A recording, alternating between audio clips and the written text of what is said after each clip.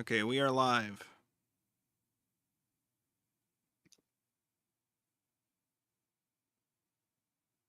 Okay, I have to grab the Twitch link because Nate from... Go to twitch.wolfborg.com and I'll do it. my server wants to watch. Oh, quaint. Oh, wow. I have people in the Twitch chat finally. Perhaps. Nate tends to be pretty quiet, at least when I'm doing my gaming. I also don't know if he's actually read it. I think he might just be here for the vibes. You don't have to read it to listen in on the streams. It's just if you're in the discussion, you should. Okay. Speaking of having read, Don't talk to me, okay? I've been busy. I haven't even said anything yet. No, I was talking a little bit about Umineko and my server. Let me pull up, because I mean, if I said it there, I might as well mention it during stream.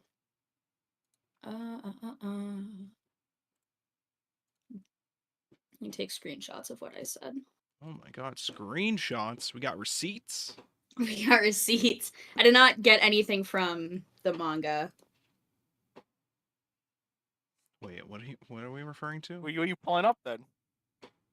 Okay, so I did not get any screenshots that I'm gonna make you put into OBS this time. I'm grabbing screenshots of what I said in my Discord server because I talked about it a little bit there, and I was like, oh well, I should probably just like grab it so that I can mention it during stream. I think that was it. Oh my god, we got a message in Kick. Hey buddy, just wanted to say your streams are amazing. The effort you put into them really shows. I'm definitely tuning in for the next one. Keep up the great work. Let's chat on Discord if you don't mind. To your fan, my username is okay, so this is spam. Yeah. It like came as soon as I started stream too. So we're getting rid of you. Yeah, okay. And they just followed the channel too. Oh my god.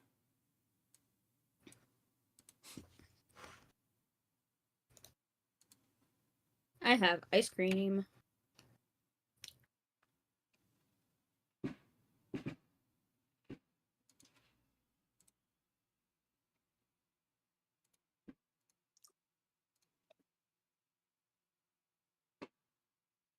Ice cream? Oh my god.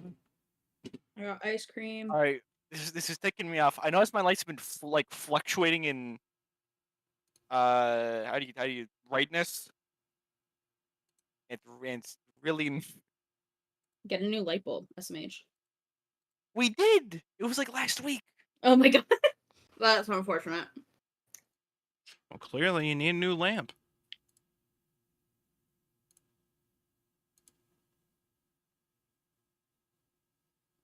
It's not even a lamp. It's like the... Okay, well, you know what I mean. You need to replace whatever it is that it's supposed to work through. Okay. Replace it. Replace it all. Just buy a new house, honestly. Honestly, yeah. I think that'll solve your problems. Chap, have you seen the rent in Canada? In the, like... Canada rent's not that bad depending on where you're renting, though. There's, like, 3 big cities in Canada. Just don't go there. Alright, chap, so you want to know where I come from? Not Quebec. What did I just say? Just don't move there. Move somewhere else. It's not hard. Nobody says because you live somewhere you have to only live there. I think rent in Arizona is How pretty does it bad get too. to college then? How does everybody else in the world get to college? Shadow can't drive. He doesn't have a license. You don't need a license. Sorry, did you just tell me that you don't need a license to drive? No, you don't need a license because you don't need to drive there.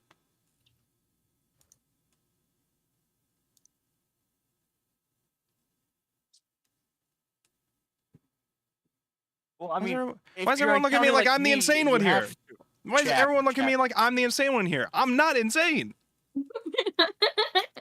I'm not insane, he shouts. Why are you booing me? I'm right. Like, chap. Okay, in my situation because of accounting, if I couldn't drive, I'd be back home at 11 p.m. That's probably what my situation is. What do you think the semester. implication is when I say you don't drive there? What do you think the implication is? You take public transit? Yes. Yeah, if I took public Shadow transit, thinks I'd I'm be back saying he home at walks 11. there. Shadow thinks I'm No, saying no, he no, no, walks no. there. I'm saying public transit. No, So there's I would be back home no at shot 11. you're telling me that everybody in your college drives there. Is this My what you're public telling me? transit sucks. This is what you're telling me. You're telling me everybody that goes to your college has to drive there because there is no public transportation out of it. Is this what you're telling me? In Quebec too? Is this what you're telling me? No, all I'm saying is in my career course, I have a lot of classes. So where if I couldn't- accountants all have to drive? Is this what you're telling me? No, I'm saying with my schedule. No, Shadow, I get what you're saying. I have a couple industrial design and like architecture coworkers where a bunch of their labs are only offered from like 7 p.m. to 9 p.m.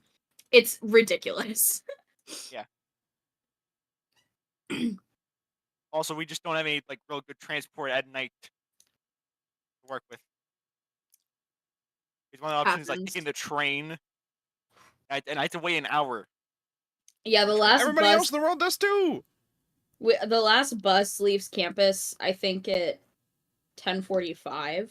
So I can't stay but my library that I usually study at closes at midnight. So when I was living on campus, I would stay studying until midnight unless I had like a stream. But now I have to leave at like 10:30. It sucks.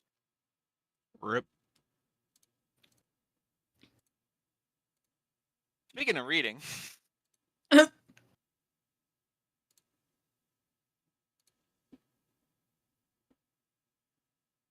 Okay. Where I'm are enjoying my people? ice cream. Where is people?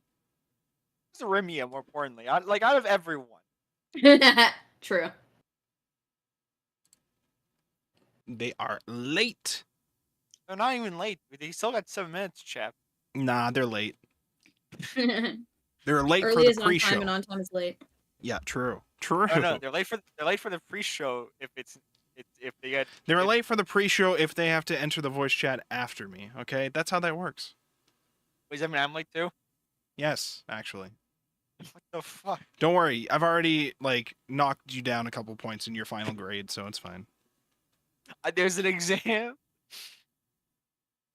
course there's an exam. There's an attendance. Actually, there's not an exam for this one. There's not an uneven number of God damn it. volumes. So there's 20 volumes. I was gonna total for lose this. and everything. You say this every time and then you don't. Look, We're not okay? doing like me winning by a landslide last quiz was unexpected, even on my end. You like almost we're didn't not even gonna get do it. like a You like almost didn't get involved in that book club because you were like, I don't know, I'm gonna have to take a lot of notes for that quiz. I'm assuming Justin is not joining us for this one, Uh, based on how those first couple chapters opened up. I don't think the first couple chapters was what deterred him. I think it was more so just he just had no interest in the series, probably. Like Justin had You messaged. see me here. Justin messaged me while we were doing the like suggestions thing because I messaged him to say, hey, make sure you post any suggestions you have beforehand. And he was like, I'm just gonna decide whether I want to join in based on what you guys vote on. And I'm like, all right, okay. So I've not heard from him, so it's probably an assumption that he's not gonna make it. But also, these days I don't know if he would have made it anyways, even if he was interested, because he's got a lot going on in his life. It sounds like so. It happens. The fireworks, the guns. Happy I America can Day. hear it. By the way, America. on top of being America Day, it is also the birthday of my YouTube channel, apparently. That's what it told me. My YouTube That's cool. channel, I started on 4th of July in 2008. This is a 16-year-old channel. That's was a crazy. There's a lot of videos from back then that got deleted and are maybe on one of my hard drives somewhere, but there's old-ass videos. I started in like 2016. This channel used to be called King Derek X, I'll have you know. Okay, so it's been a lot of changes over the years. My YouTube channel used to be Baconlicious. Base. Mine was Azumarill, the Pokemon. That's cute.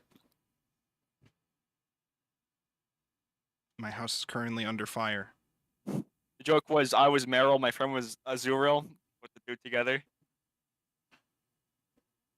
Yeah, I understood it. Don't worry. Yeah, I got the joke. Yeah. Jeff hasn't even heard of a Digimon before. My bad. I know all the Mega Mans. There's like one of them. I'm talking about Pokemon. What the fuck are you on? You Yeah, just I said know. Digimon. Yeah, you Make up your literally just mind. You can't start the joke like that and then just try to be the straight man when I go with the joke. You can't do that.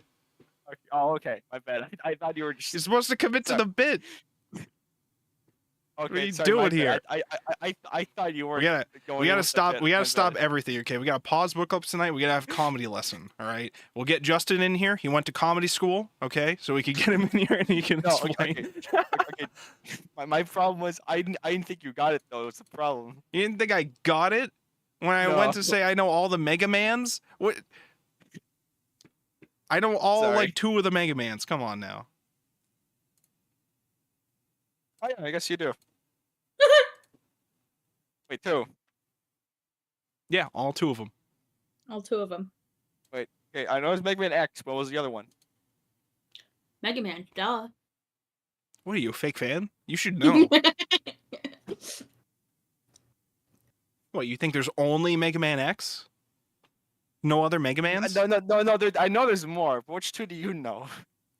More than you, apparently. I don't know. Chat, Just there's like saying. 6 of them. With an asterisk. No, I think there's 2, and I know them. So, And what are the 2, Chap? the ones that you should know. You shouldn't be asking me. You should just know it. Does the anime count in this? I guess it would. A real fan would know whether it counted. Like, okay, well, I have some. What does this have to things. do with Umineko? That's what I want to know. There's a bit of crying in it. That's true. There's, That's there's true. some cats somewhere in there, I think. Were there cats in Umineko? No, I'm not talking about Mega Man. But Yeah, or they're cats in Umineko. there weren't cats. That's just the title means seagulls. You know this, right? Fuck. Well, technically, it's literally sea cats, but it's seagulls. Yes. Is there sea cats in Mega Man? Right? There are sea cats in Mega Man. It's probably a thing, right? That is so true, bestie. Look, I did 130 streams of BN 4.5 real operation.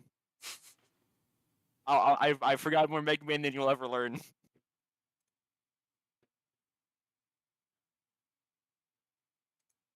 Okay, now Ari's about to be late. They have less than a Yeah. minute, or we could declare them late. That's what matters.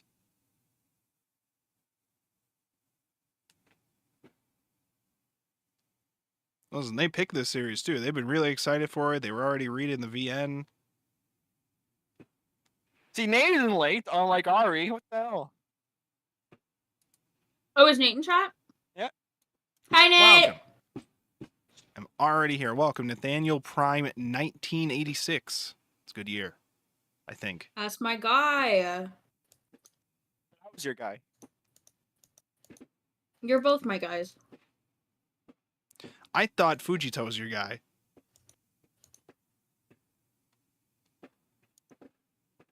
Don't worry about that. I can have Welcome. multiple guys. Oh, all right.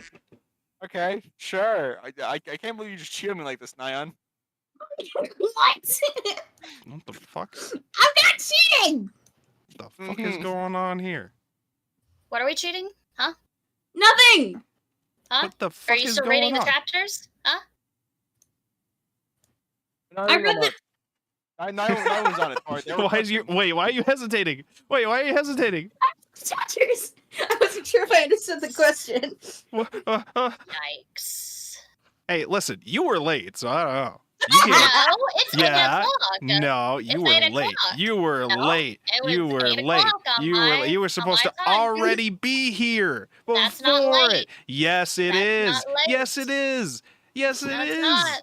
That's exactly what that Hope, means. hope, What are you hope, talking about? hope, How is the teacher supposed to start the hope. class at 8 o'clock if you're not in your seat Hope. by 8 o'clock? It's not even 8 Oh, so o'clock we're I'm. talking Oh, about okay. here. So I'm In the leaving real book time club zone, now. no, So what? I'm leading book club now. Okay. Well, you said the teacher No, has to get here no, early. So me. clearly I'm I'm the leading teacher. book No, club. I didn't say the teacher. No. How is the teacher, me, supposed to teach the class book So club everyone, I hope unless you read all the students are in the Umineko. goddamn seats at 8 o'clock? How am I supposed to do that? How am I supposed I to hope do you've all read Umineko no Nakakorori by Okay. Ryukushio 7, who today just announced that Umineko Gold could still be on the table if Manga Gamer just greenlights it. Oh that? my gosh! So it's not happening. So What? you're telling me it's not happening? Is that what you're saying? Is that what you're saying? I can't even believe they brought it up. To be honest, some context for those not aware. Umineko Gold was a sort of fan project, sort of real licensed project. That was started about 5 years ago. It was supposed to be on Kickstarter by Catbox, and it was to bring Umineko to English voice acting. So it already was on Steam and stuff, but it has Japanese voice acting that you can patch in. But they wanted to voice it all in English, and it's a long ass visual novel, so you gotta have money for that. And then the Kickstarter never launched, and we never heard a single word from them ever again. And now today at the Ryukushio 7 panel, I think it was the Ryukushio 7 panel and not the Manga Gamer one, but at Anime Expo today, they said it still could happen if Manga Gamer greenlights it. Because Manga Gamer owns the Steam licensing agreement. But that is just wild that this is the first mention of it in 5 years. Umineko Gold Anyway. mentioned? Oh my god. Literally. Literally, that's all of Twitter. A mention? Huh? Holy shit. Any Wow. pings in the Hey, chat? This new. reminds me of the Yuri on Ice movie where they're just tweeted Oh my yeah, gosh. it's still being worked on, guys, don't worry. And then years later then it got nothing, cut and then off. eventually they're like, you know what, actually no, it's done. We're just Fuck it. Sounds like Mega Man Legends 3. Wow. All right, so I'm assuming this is everybody that's going to be here, because nobody else told me that they were going to be here, so we're just going to get started with this then. If somebody else ends up joining midway, they're allowed if they've read the stuff, okay? But we'll deal with that if it happens. So, as far as we know, it'll just be us four, at least for this week. So let me take off the pre-show and we'll get started here. Yippee! Welcome, everybody, to another exciting episode of the Anime Book Club here on youtube.wolfborg.com, twitch.wolfborg.com, and kick.wolfborg.com all at the same time. Ignore any firework sounds you will hear in my background and everybody else's background. It's currently America Day, okay? Is 4th of July. We're here celebrating not just America's birthday, but my YouTube channel's birthday, because apparently YouTube told me this is when I started this channel in birthday, chap. 2008, okay? So it's my YouTube channel's 16th birthday, all right? Happy birthday, Wolfborg. Technically, it was called King Derek X when I started it, but don't worry about that. We've gone through a lot of changes over the years. Names, okay? Yeah. All right, so we are starting a new series as of this episode of Book Club. We're going to be starting Umineko. We're going to be reading the first 4 episodes of the manga. Each episode has 4 to 5 volumes each, or 4 to 6 volumes each, or something like that. And so typically what we're going to be doing, just to explain for those viewing either the VOD or watching it live, what we're going to be doing is we're going to be reaching it in batches of usually we'll do 2 volumes a week, but for this one we're going to be reading them based on the omnibus kind of releases of the chapters, essentially. So there's going to be some overlap when you get to episodes 2 and 3, but episodes 1 and 4 are going to be straightforward, just 2 volumes each week. And I'm going to relay to us in the Discord server which chapters we're specifically talking about, and it also said so already on the schedule that I posted about the series. So if you get a little confused with whatever bookstore you're reading from, just go based on the chapter numbers and you should be fine. So with that out of the way, we're going to be discussing this week the first 2 volumes, aka the first omnibus volume of episode 1, which I believe the full title is the Umineko When They Cry, Episode 1, The Legend of the Golden Witch. So, Yep.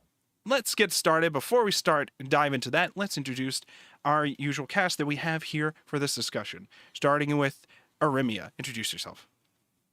Hi, I'm Arimia. You should read the visual novel of All right, you can turn off the stream now, everybody. We gotta go read the visual novel. This is. Oh yeah, I need to specify too. We're talking about the manga, not the visual novel for this stream. The manga. That's why she's recommending the visual novel now. Okay. So I actually heard. I asked a couple of people if they knew anything about the manga adaptation. They said this is actually supposed to be a really good way to get into Umineko. Yes. I didn't know that. Yes. Yeah. I will have more thoughts on that later. But yeah. Okay. You got anything else you need to say or promote or anything? Nope. Okay, so go read 120 hours of a visual novel. Yeah, 130, 150-ish hours. It's still shorter than Spirit Color. True. So Skill true. issue. Skill All right. issue. Well, thank you for that. Next up, you have me. I think my name currently is not Chap Fulfulay, which was my name. I need to come up with what name I want to give myself for Umineko. Yeah, I don't that's know the yet, role. but I get back into this. I'll figure it out. But right now, my name is Chaplin, aka Wolfborg, aka the host of Anime Book Club, and also the guy with all the based opinions on any form of media, just all of them. I'm just good at like judging everything. Okay, tell me anything. I can tell you if it's good or not, bad or like just whether it's peak or shit or mid. I just know, and my takes are all correct. That's just a fact. That's just how it works. And what I would recommend, I've been grinding through all of the Monogatari series recently to get caught up in time for the new season that's going to be starting this weekend. And I would still highly recommend that series, but more specifically, the Kizu Monogatari movies. There's 3 of them, and there's also a compilation, like combined movie version that's supposed to be in theaters in August of those movies, in the US at least. But that one's called Koyomi Vamp, but it's essentially combining the 3 movies. Those movies are fucking amazing. Okay, go watch them. They will change your life. It's peak. And it's like, technically speaking, you're supposed to check out Bake Monogatari first, but Kizu Monogatari takes place beforehand, so technically you can just jump in right into that without consuming any other Monogatari anything. So if you're into vampires and awesome animation and all of that and interesting mystery stuff, then you can check out Monogatari, specifically Kizu Monogatari. All right, well that's me. Next we have Nyan Bacon. Introduce yourself. What's up? I'm Nyan. You will also probably hear me referred to as Ann or Andy. Either is fine. I think that everybody should read Black Butler. That is all. Okay, all of it?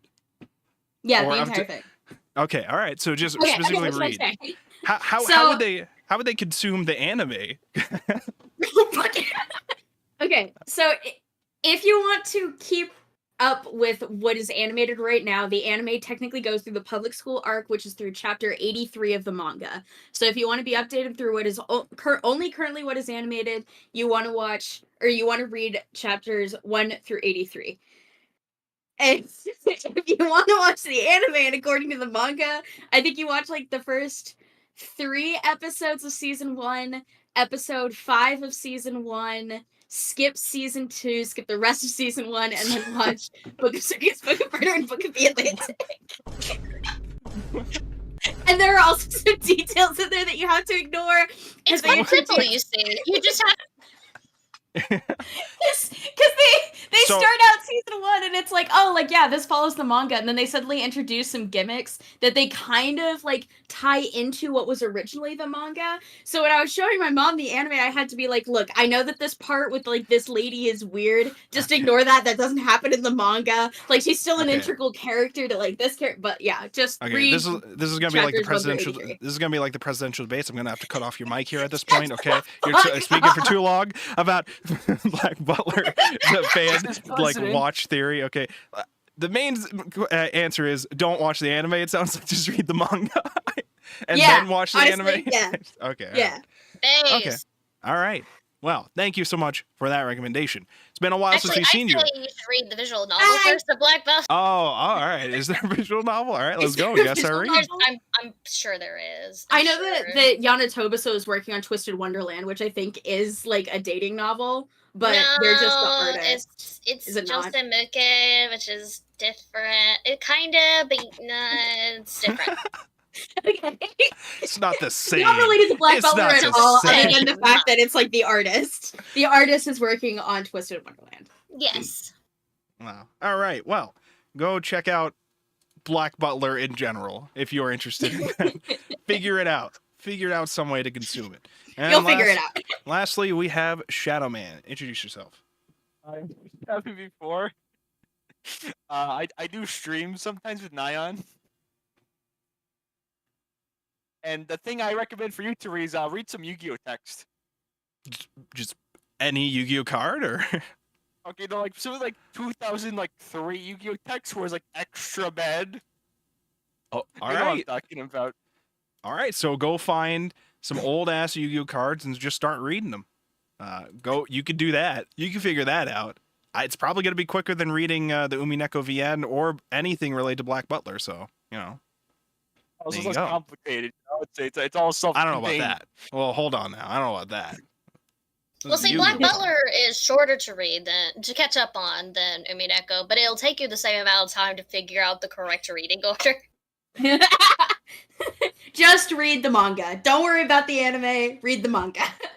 It It's was fine. there after you read the manga. just for the Exactly. memes. And I did it. The reason I'm salty is because I did it incorrect. I watched the anime first and then read the manga. You I should mean, read the manga technically, first. I did in the wrong order too because I watched one episode of the anime. And then that's It's fine. It's fine. The series It's fine. It's fine. The series I recommended is also hard for people to figure out which order you're supposed to watch them in because of all their names. Don't worry about that, okay? Anyways, thank you so much, everybody, for all your introductions and all your recommendations. And now it's time to get started with Umineko, When They Cry, Episode 1, The Legend of the Golden Witch, Volumes Damn it. 1 and 2.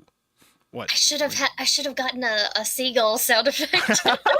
True. God. True. Okay. We'll get ready for next week. Don't worry. The Umineko, for those of you who don't know, supposed to be seagulls, right? But it's Yes. technically it's literally sea cats, but it's Yeah.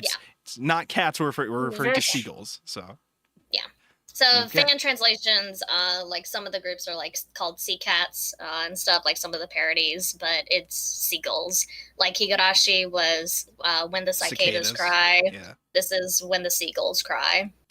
yeah. And there's 'Cause it's there's an other island. Now you when know. they cry.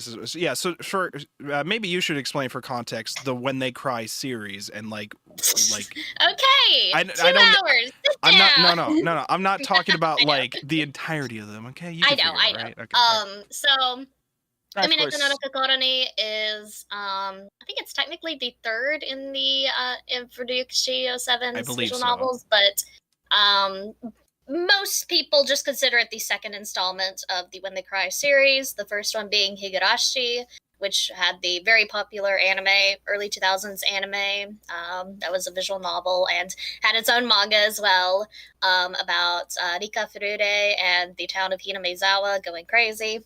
But Umineko no Kokoroni is set in 1986. That is technically a sequel, technically an alternate universe. Later on in the series, we will see some ties between them, but they are not directly a sequel nor an alternate universe. It's somewhere in between. So it is, you can read the two separately of each other, but you will get some kind of I don't want to say fan service, but kind of along that line of like, oh, I get what they're referencing here. But it's completely, you could read it standalone from Higurashi. I do want to quickly mention, because if this did actually take place in 1986, that's very funny because the one chatter in Twitch chat is Nathaniel Prime 1986 is their name. So Oh, I it is think- 1986. So. I think they are actually Beatrice in our chat Holy right shit. now, ready to mess with us. Holy shit. I think Do that's what this. this is. Also, another thing, Beatrice. So I will be pronouncing her name Beatrice because that is the kana spelling Okay. of it. That's how they said it. That's how it's usually spelled in the Japanese versions, Beatrice. But obviously in English, we usually say Beatrice. I'm saying 'cause Beatrice it's- because I'm not fucking that up every 5 seconds. I'm Okay? saying That's not happening. Beatrice. Fuck that shit. I'm not Listen. dealing with that. Listen, I have been Umineko pilled for over a decade. I can't change at this point. All right. Okay. All Alright, right. you can change. It's never too late. Unless you're like 50. Or I could change y'all. Oh I'm no. good. I'm perfect No as I am. thanks. Oh my god. So, all right. Umineko, you have that little background, written by Ryuki Shio7, the original visual novels. This adaptation, so each of the episodes seems like they're done by a different artist, or at least there's a couple where they overlap, but usually each episode is handled by a different artist. This one is handled by an artist named Kei, I believe it was Natsumi. Let me just check my notes to Natsumi. see. Yeah, Kei Yeah. Natsumi. And when I looked into their background, they had started with what seems to be a cooking manga. I couldn't find anything of what it looked like past the cover art for it, but it looked like it had something to do with like cooking octopus themed meals. I also couldn't tell if it Yeah. might have been a sports anime, but it seemed like it was That's what it looks a like. cooking. Maybe it's a mixture thing. I don't know. But essentially, it was never translated, so I was never able to read that. But they had one other cooking not a series. sport? So this artist did that. They did the Umineko manga. They've also done a few of the Higurashi mangas, and Yes. their other original series is I don't remember the name of it, but I read a bit of it because the first 2 chapters of it have been translated, and it's another series. This was after he started the Umineko adaptation, or she started the Umineko manga adaptation, where it is also another series that takes place on an island. Specifically, that series is about this like nice seeming nun woman who takes some orphans and brings them to this island orphanage where she takes care of them. And there's fucked up abuse going on in this island. It's a twisted, fucked up place going on over there. So that's a interesting series that definitely felt like it might have taken some influences from their time working on Umineko. But, you know, it seemed interesting. Didn't seem like anybody wanted to translate past the first 2 chapters, though. And I think there was supposed to be like 6 volumes of that shit. So anyways, I like their art style. We'll Yeah. be able to like compare more of their art style with some of the others. I guess we move to the next episodes, but overall I felt like my general impression with this volume was they did pretty great with like how they needed it to look for this adaptation. I think I will also say I think I want to express, I already told this to Ari before like earlier in the week, my initials ideas of what Umineko was. So I did hear and this is only based on my consumption of like memes over time, which I would sometimes send to the like group chats or whatever that we have going. Sometimes out of context to me, because I was just like, this is Umineko. They'll probably get it. Maybe they'll laugh at it. I don't know what it means, but so my assumption with this series, because almost all the memes I've seen has just been Beatrice laughing while Battler is crying. So my assumption was that Beatrice was some kind of just like crazy aunt in the family who just liked to torture Battler and might have been like starting some weird shit on this island and like for inheritance shit. Because I knew it was about rich people, and I knew Beatrice was a thing in some way, and I knew that she would always be laughing and Battler would always be crying in all the memes. So I just assumed she was Which like, is also the screenshot I was just about to post of the original sprite. yeah, I'll show it on the stream, but yeah, just to show you guys what the original sprites. Look like. So these are like Ooh. the original sprites. Like this isn't like a remaster of the VN sprites, or is this slightly That's the different? don't have the names. original. Okay, well, the backgrounds are the background here is actually one of the Redone. updated ones. Okay, Yeah, but the sprites but are the sprites are completely OG.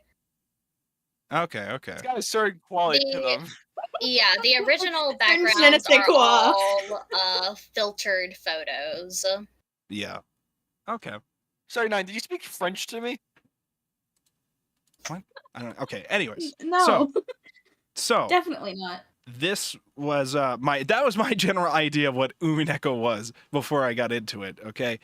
Very slightly different idea of what it is now that I've actually read it. Okay, we read the first 10 chapters. We read the first Just a 10 bit. chapters for this, And so here's what we got going on. There is a rich family. It's the Ushiromiya family. Ushiromiya. Okay, it's the Ushiromiya family. There's like 18 people total that they know of on this island.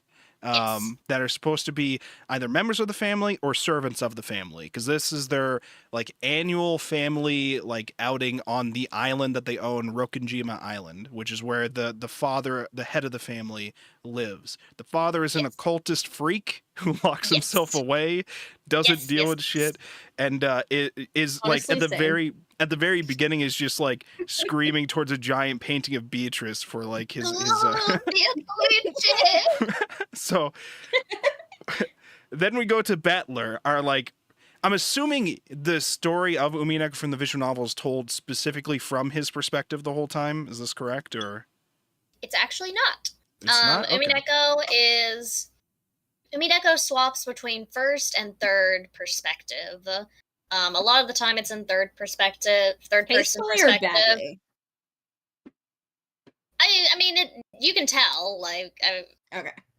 but it's because it's very lengthy, it's very wordy. It does swap between first and third perspective, but most of the time we're following Battler's perspective, especially in the subsequent episodes, Okay. and especially in this one too. But Okay. Yeah. So Battler, it shows him on like a boat, and immediately we're seeing him like freak the fuck out over like how fast it's going. So you're immediately told like, oh, this guy is kind of pathetic. And he's mostly portrayed as like a pervert, I guess, in a lot of his scenes. It's But- very weird. But He's a very then- odd fellow. But then he's like completely changed once the shit hits the fan. So we had like a little bit where it was just like, I felt like I was reading Familiar of Zero for a second, almost in a way. Honestly, yeah, that's fair. But You like, stole the words right out of my mouth. That makes sense. You know- I connected the pieces. but like once we get into like the meat of like they go to the island, we've already established his characters now. Battler also he had like a couple like weird pervert scenes that I noticed. One was with him and Jessica, who I'm assuming is his cousin. I In believe some so, way? yeah. 'Cause- Jessica, George, and Maria are his cousins. Okay, Yes. yeah, because we have like essentially 4 grandkids in the family, right? So we have Yes. Jessica, George, Maria, and Battler. They're the grandkids. Maria's the youngest. She's like half cutesy, half deranged occultist at random times, and I don't know I if think that's she's getting possessed. that's what I was Maybe thinking they're a too. combination, Jeff. I was like, is she getting possessed? Because like she gives an explanation about some shit later on, and they just kind of accept her explanation, even though it's like Well, batshit insane for how she was and acting this- beforehand. That old lady I'm not gonna remember any of these names until we're like 3 Kumasawa. episodes in. I think I figured The- out most of them. So The old lady servant was Yes. like how younger kid. I told you I'm not gonna remember. And I'm telling you, she's saying it. She's saying the names. Okay, you just continue. She said that children tend to be more attuned to the spirits when they're younger, and then like as you get older you Ah. lose that ability. So genuinely, like, I've been assuming that Beatrice has just kind of been speaking through her, which in my opinion was kind of solidified at the end of the second volume that we read. I'm so confused. At the end of chapter 10, when she comes in as they're talking about Beatrice, I think that's like Yeah. what was hinted was Yeah. happening. So honestly, that's kind of the assumption that I've been running off of, because they were talking about how Beatrice doesn't have that physical form. Yeah. Yeah, so I guess we need to back up for a second and clarify what exactly Beatrice is, because I had my ideas of it, but it was not exactly that in this, okay? Beatrice. Chat thought that she was like a crazy wine ass. Yeah. Listen. She definitely gives crazy why not. Like, I can see it. Listen, okay? There's time for it, okay? Anything could happen with this, okay?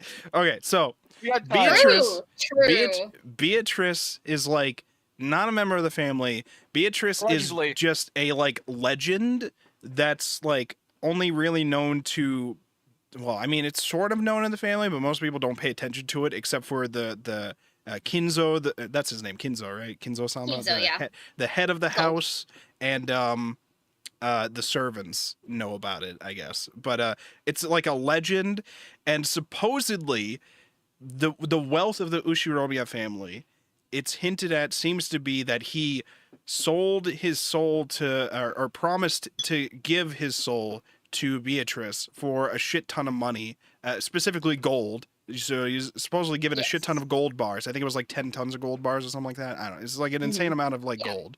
And Beatrice is essentially, it sounded like, with this like weird long riddle thing that leads to where the gold's hidden, but also there's other weird shit attached to it as well about like things that are going to happen because of this deal.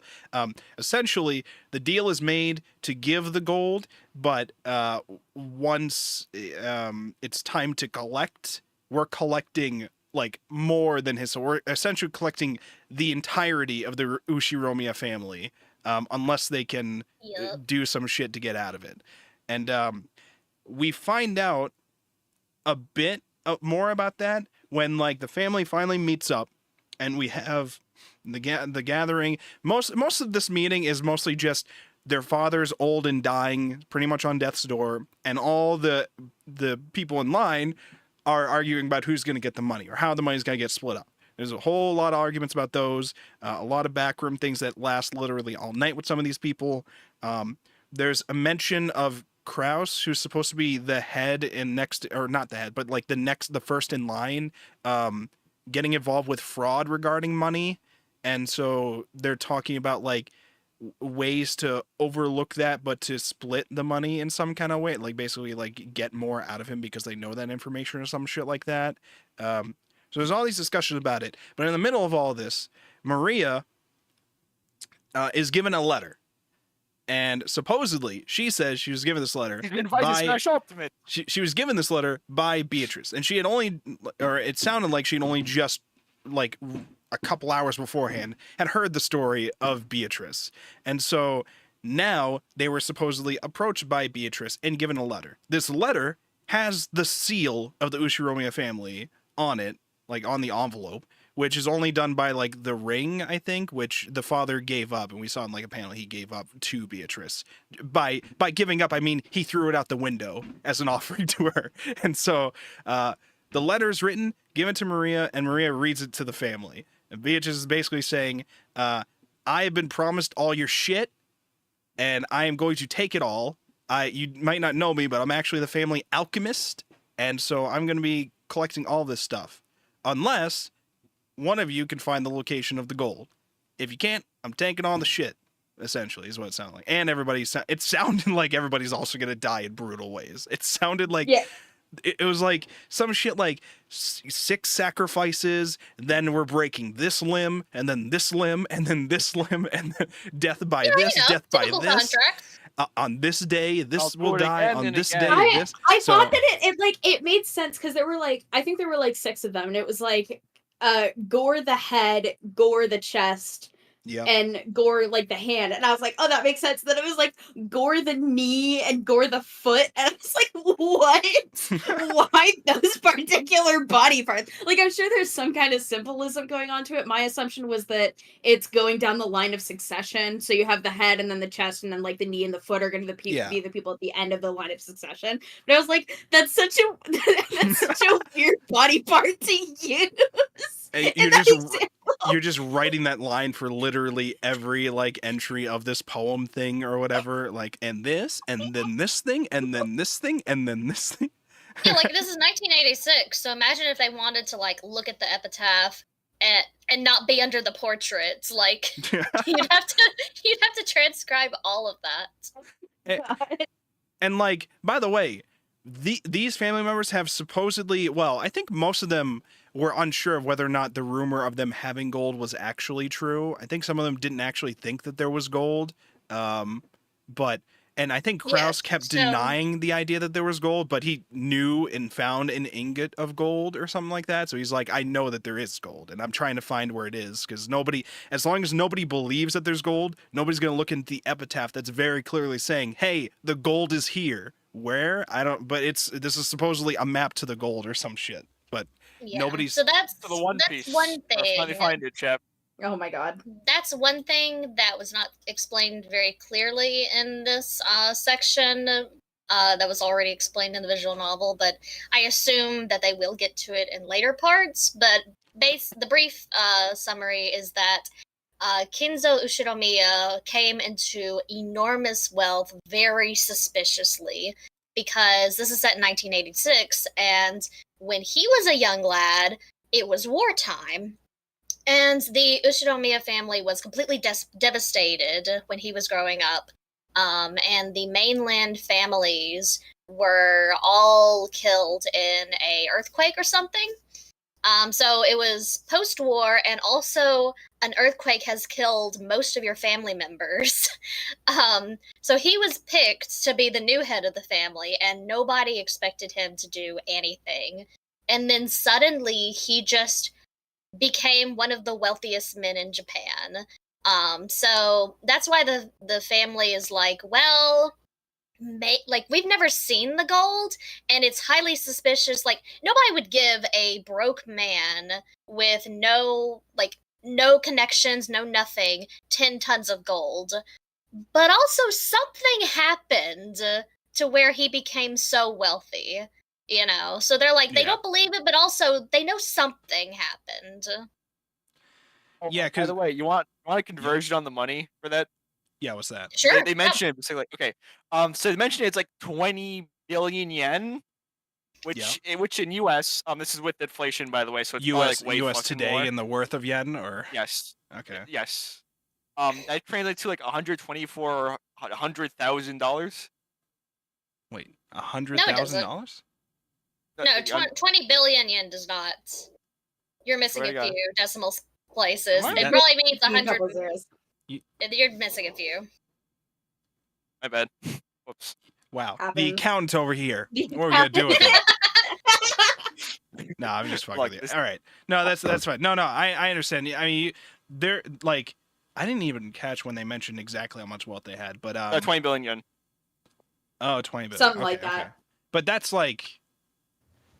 That 1986. sounds like a lot, but also it's also 1986. So even if it was 100,000 Yeah, I know. US dollars, that's a shit ton even for that time. But like, yeah, for real. Exactly. yeah, but yeah. So they are like rich, and I mean, as you can tell by the fact that they're all meeting on their island that they just kind of own and just. On the island, yeah.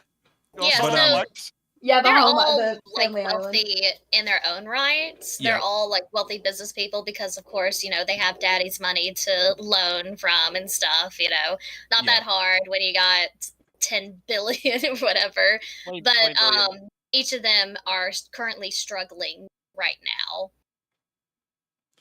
So and they're all wealthy in their own rights, but they're just struggling at this moment. And now they're like, Daddy's dying. It's time to figure out how we're gonna worm more money out of him. And like, there's all sorts of dynamics and like different attitudes people have towards other members of the family that were already established because of this stuff. Like for instance, Yes. Krause's wife Natsuhi married into the family, and so she's not treated by most of the family as like a real member. Like she can't have what they call the Ushiromiya like half wing eagle crest or Yes, whatever. the one-winged eagle. So and It's there's like a what's on whole all emotional of their clothes. yeah, which I'm assuming just symbolizes you are a like actual like blood member of the family. You are like Yep. officially recognized as a Ushiromiya, and like yeah. So like, but like for her, she's not allowed to have it, despite how much Kinzo thinks that she's like more of a Ushiromiya than all her other ungrateful children, or all his other ungrateful children, because like. And there's like a whole emotional scene at one point, which I kind of liked, where like Natsuki actually goes into the room, actually talks to him. He's like, I'm not leaving for breakfast to go to talk with them because they're all just fucking vultures, just want to discuss how to bleed me dry here, so I'm not dealing with that shit. But you were a real one, Natsuki, okay? All those other ones, You were a they're real one. ungrateful fucks. You've done everything you could, okay? So you may not be an Ushiromi by blood, but you're an Ushiromi in your heart, okay? You wear that eagle That's what fucking matters. engraving on your heart, all right? So it's a very emotional scene. I liked it. And then she basically said fuck you to that one aunt that was being a bitch to her the whole time because she wasn't a Ava. blood member of the family. Like, Which, thank God, I hate that woman. It's gonna be Right. interesting. There was a couple that I remembered Ava. I remembered Kyrie. Kyrie. Okay, I need to talk about Kyrie, specifically her line. Okay, flip over the chessboard. I understand the point of it. I was getting a little annoyed by Battler thinking it every 5 seconds. Yeah. I was thinking it back This is to a when lot. we. It's like his Be glad you're catchphrase. not reading the visual novel. I was Literally, thinking. the part that we've read so far is about 5-6 hours. Yeah. Oh my god. I can Like, imagine 6 it. Yeah. finished. Yep. The start scene is actually it starts with them in like the airport, and you get to actually see Battler interacting with everybody, and they actually like introduce each of the parents first, and then they get on a plane, and then when they get off the plane they get on the boat, and then they have the boat scene. Yeah. This I need to one count where for how many like. times it says flip the chessboard in the visual th- novel. I need to Oh count my that god. by the end. In this we're essentially introduced to everybody when they like go to dinner, and then it goes through like each of the member of the cast saying this is their name, this is their line of succession essentially, and like Which was good, because the line of succession is very important. Yep. Like you were mentioning earlier with Natsuhi, she was married in, and I think normally she would be able to have a one-winged crest, but because what they explained is that she gave birth to Jessica later than Ava. And there's more reasons later on, but she is very far down the line. It sounded like she came in and had fertility issues. Yes, Yes, she had infertility issues. Yeah, so she was very much looked down on the family because of that, because it's like a whole thing where it's like your duty as the wife of the head of the family is supposed to be you have to give birth to an heir or whatever, and because it took her too they long. will get much more into that later, but Yeah, so like we have the dynamics of that. I was thinking when I was referring back to the whole like flip over the chessboard like Kyrie thing, the whole point of the line, okay, is just supposed to be, you know, when you're playing chess is like you're only playing on your side of the board, but if you need a different perspective, look at it from like the view of how your opponent's going to be looking at it. Like, so you turn over how the chessboard looks to see like how the opponent's going to be looking at it. And it's supposed to be an idea of what if I turn this question the other way for this mystery, which is fine. But especially as a chess player, I'm just like, we're really getting into it for like small amounts of thinking. Like, why would this person want this? Well, if I flip it around, flip over the chessboard, okay, maybe they're calculating this and that, but it's like, I don't know. But I was just thinking the whole time when I kept hearing those lines, I was thinking back to Summertime Rendering. What was his thing? Bird's eye view. Let me give you a bird's eye view. Bird's eye view. I think I said something about like if I had a nickel for every time that I read a supernatural murder mystery that took place on a secluded island that people couldn't go to or leave, I'd have 2 nickels, which isn't a lot, but it's weird that it's happened twice. And they're so similar. And I was thinking about like, okay, like how would I go through the effort of trying to write this differently? Because obviously, like whenever I read something that's very like cliche or trope heavy, I'm like, okay, like how would I break these tropes? And it's like there are just things that apparently that when you have a murder mystery on an island surrounded by a storm, you're gonna check those things off, apparently. And one of them is gonna be the main character overthinking things. Yeah. Hey, Nyan, using that thinking, how's familiar with Zero going? He's not stuck on an island. No, Well, what Stuck I'm in saying another is world. cliches. Oh, Damn. shut the fuck up. Damn. All right, so we had Kyrie is like the second wife, because Battler's actual mom died like what years before the story started or something like that. So Rudolph, I believe, is Battler's father. Yes. Was. Was. Well, was. Well, yeah. And Okay. I was trying to figure out, is he supposed to be portrayed as like a sleazy piece of shit or something like that? Because Battler was like, you were definitely going to hell or whatever. So I was trying to remember what it was about him, or if it's something we're gonna learn later. But He's just a womanizer. He's a That's true. womanizer. All of the adults. It's a pretty interesting portrayal of the rich family, because each of them each of the children. So Rudolph, Kraus, Eva, and Rosa. They're terrible people, but they're still people. which we'll see more of. But he is a womanizer, but he is still like a character. Yeah. That didn't make sense, but still. there was like, I think I was trying to remember. I think there was only like one that I didn't remember doing too much, but I think that was also because of her line in the family, Rosa. She was hitting Maria. Oh, that's true. Okay, that's who like that was. Several okay. times. Yeah. I was trying to remember like what she was doing because I remembered seeing her at the table and I was like, "Where'd she go?" And then now I remember. Yeah, because that was the whole thing. Because she's Rosa. Rosa is Maria's mother. She's like the fourth in line. And we see her because Maria goes into these weird fits. I don't know if it's because of the occult possession thing that was going on. It sounded like she was also dealing with her doing the weird shit beforehand too. She's like just that. She has like this speaking quirk. Well, she'll go. She's 9. Okay. Well, I think there kept being like narration from Battler or somebody where they're like, "This isn't how a 9-year-old's supposed to act," but I'm like, "This is exactly how a 9-year-old would act. What are you talking about?" I don't. I was like, is she not supposed to be 9? That was not how I behaved when I was 9. That's what you'd like to think, wouldn't it? Okay, that's what you'd like to think. Well, there are multiple reasons for why I didn't behave like that. I was so attached to Maria when I first was reading Umineko and stuff. I enjoy her. I enjoy that 12. particular I was 12. I've talked about this before, but that character niche of like the it was when I was talking about Kakagurui and the girl who wore the orange sweater, that kind of like trope of the young looking character who's like, oh haha, like I'm just kind of here to goof off, and then you realize like actually they're really intelligent. I really like that kind of character trope. So I love Maria, whether it's supernatural or not, or like she literally is just like psycho. I love her so much. I will say that these scenes of her like freaking out and stuff go on quite a bit longer in the visual novel, to where it's honestly a bit grating to me as an adult now. I was reading those scenes like, okay, I've definitely felt how this probably would have been portrayed in a visual novel format before, where it's like made like really creepy repeated lines over and over and over and over again. And I was like, not really.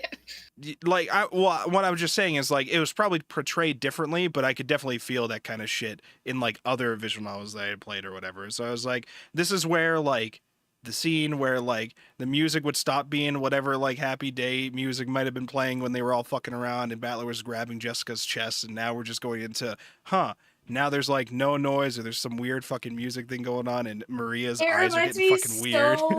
It reminds me so much of when we read Detective Butler, and I say that affectionately because I have fond memories of reading Detective Butler, but it reminds me so much of that. Well, his username, his pseudonym is Kinjo Goldbar, which is a version of Kinzo Ushiromiya, Kinzo being gold. So what you're saying is Detective Butler is a Umineko reference. Is that what you're saying? Yeah. Okay. Yeah, it totally is. I believe it. I feel like he might have mentioned that during his VNConf talk. Probably. But I don't remember. But one important thing to note, Umineko is not technically, I mean, it is a visual novel, but it was not, they don't call it a visual novel in Japan, but at that time... They call it a sound novel? Called it a sound novel, yeah. And you can really, like, it's really effective with the sound, especially in episode 1. Me and Baguetti were reading episode 1, and my heart was pounding in some of the later scenes. Like, it holds up very well with the sound and stuff, but we're not talking about that right now. We're talking about the manga. Yeah, so Umineko, okay, we were talking about, Rosa. So Rosa and Maria. So Maria's weird fits. Sometimes she'll be the little 9-year-old going, "Ooh, this thing is cool. Ooh, what's this thing be? Ooh." Like, and then other times she'll be like, "The end is near. The end times are here. Beatrice the Golden Witch has summoned you. The sacrifices are needed. These are actually the symbols of the Hebrew or whatever. And this means this and this." You didn't know this demonic symbol? What are you, a total novice? And she's What like, are you, a fucking idiot? she's like fixing the drawing. It's not a like a gold cross thing. It's actually this thing, or whatever, and it's got these Hebrew symbols, and it means this. Oh, you don't know about Psalm 132 to 236 or some shit? Yeah, there's. They tell me she's either a jackass or a prototype furry. Well, so when I think about Maria too, and the idea of whether or not she's being possessed, and the fact of whether or not she likes occult stuff. She does like occult stuff. This wasn't just something that only happened when she went to the island scenes, because she has a whole bag of shit like that, right? And she gave one of the little trinkets or whatever she had, the like scorpion thing, to Natsuhi, which seems like it saved her. And also got Shannon killed. She gave it to Jessica and Battler, and then Jessica gave it to Natsuhi. That's true. I forgot about that. Yeah, it was a whole thing. And then her headache went away. Huh, that's pretty suspicious. Wait, whose headache went away? Natsuhi's. When she put the bracelet on her doorknob, she was like, "Oh, that's the first good sleep that I've had in a while." And it's like, wow, who would have thought that if you've been like living on this island with weird occult shit, that you'd be having headaches a lot? I'm so sorry. So much of this stuff feels so obvious to me. The island is just like, you got Nazi. Like normally, it sounds like you have Nazi on it. Does Jessica normally live on it? I'd imagine, yes. right? So normally the island is inhabited by Kinzo, Kraus, Natsuhi, Jessica, servants. and a variety of servants. So the servants all think of themselves as furniture too. That was a big thing that they kept highlighting. That'll come up later. Yeah. But it's a rotating group of servants. Genji is there like 24/7 basically, because he's like the head. He's Kinzo's friend, but he's also like the most trusted butler there. But it is a rotating group of staff, but with Kraus, Natsuhi, Jessica then staying there 24/7, except for, when they have to leave. Well, Jessica mentioned that she travels to the mainland for school, which becomes an issue when there's storms. Yeah. She's like, it's super fucking she's in annoying. high school still. Yeah. Yeah, so she has to do that, and because I was thinking about some of the servants. So we were introduced to Shannon and Cannon. These are both not their names, right? They were given these names when they became servants or something like that. They're both orphans. I don't think it'll explain it here, but they just so happens on that day that the on suffix was added to their names, so they were just Shannon and Cannon. Yep. But they're both orphans. There is an orphanage that Kinzo funds, and through that orphanage, they train them to become servants. And the best of the best servants there will end up at the Ushiromiya family. Otherwise, they go off to other families to serve. Right. And even though they do, like Kanon here displays how lowly they feel and stuff, but they are like paid a fair amount of wages from what they say. So like they're not just like they're not like slaves or anything. They are paid very well. They do get time off. It's a rotating schedule of servants, and like Shannon, she could leave at any time, but she doesn't, which is what she mentions when she's talking to George later on. George.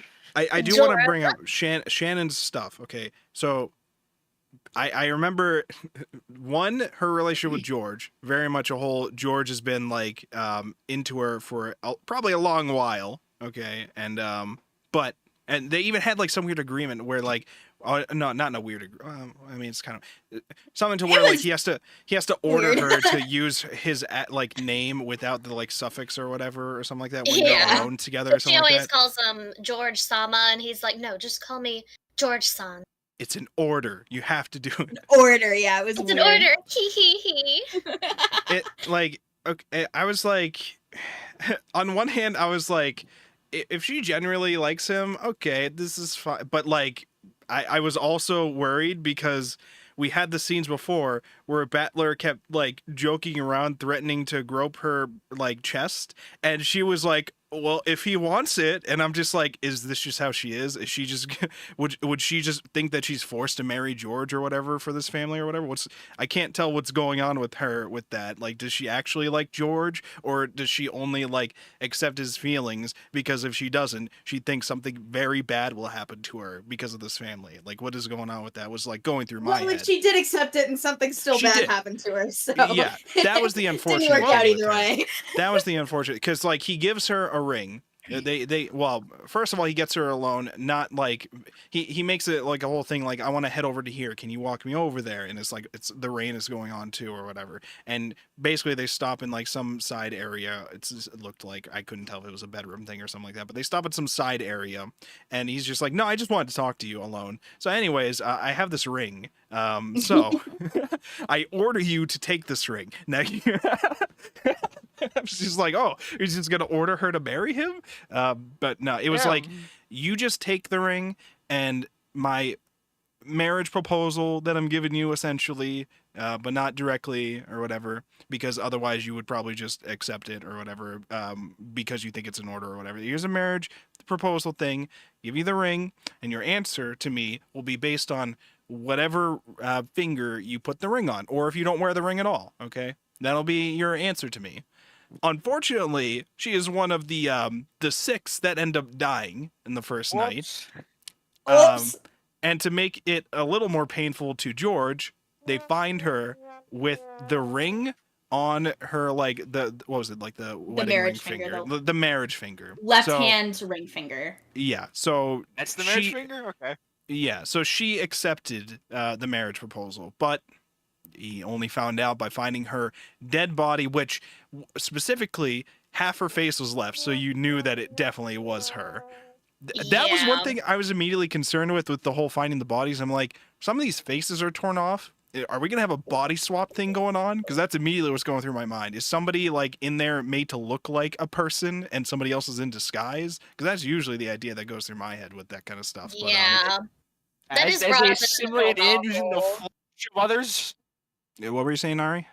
That is something that was definitely brought up in the visual novel. I Yeah. think in that scene, Battler was later starts thinking like, oh no, and Shannon's face is half destroyed, which means that there is no chance that it could be a mistake or somebody wearing her clothes. It is her head. Oh no, poor George.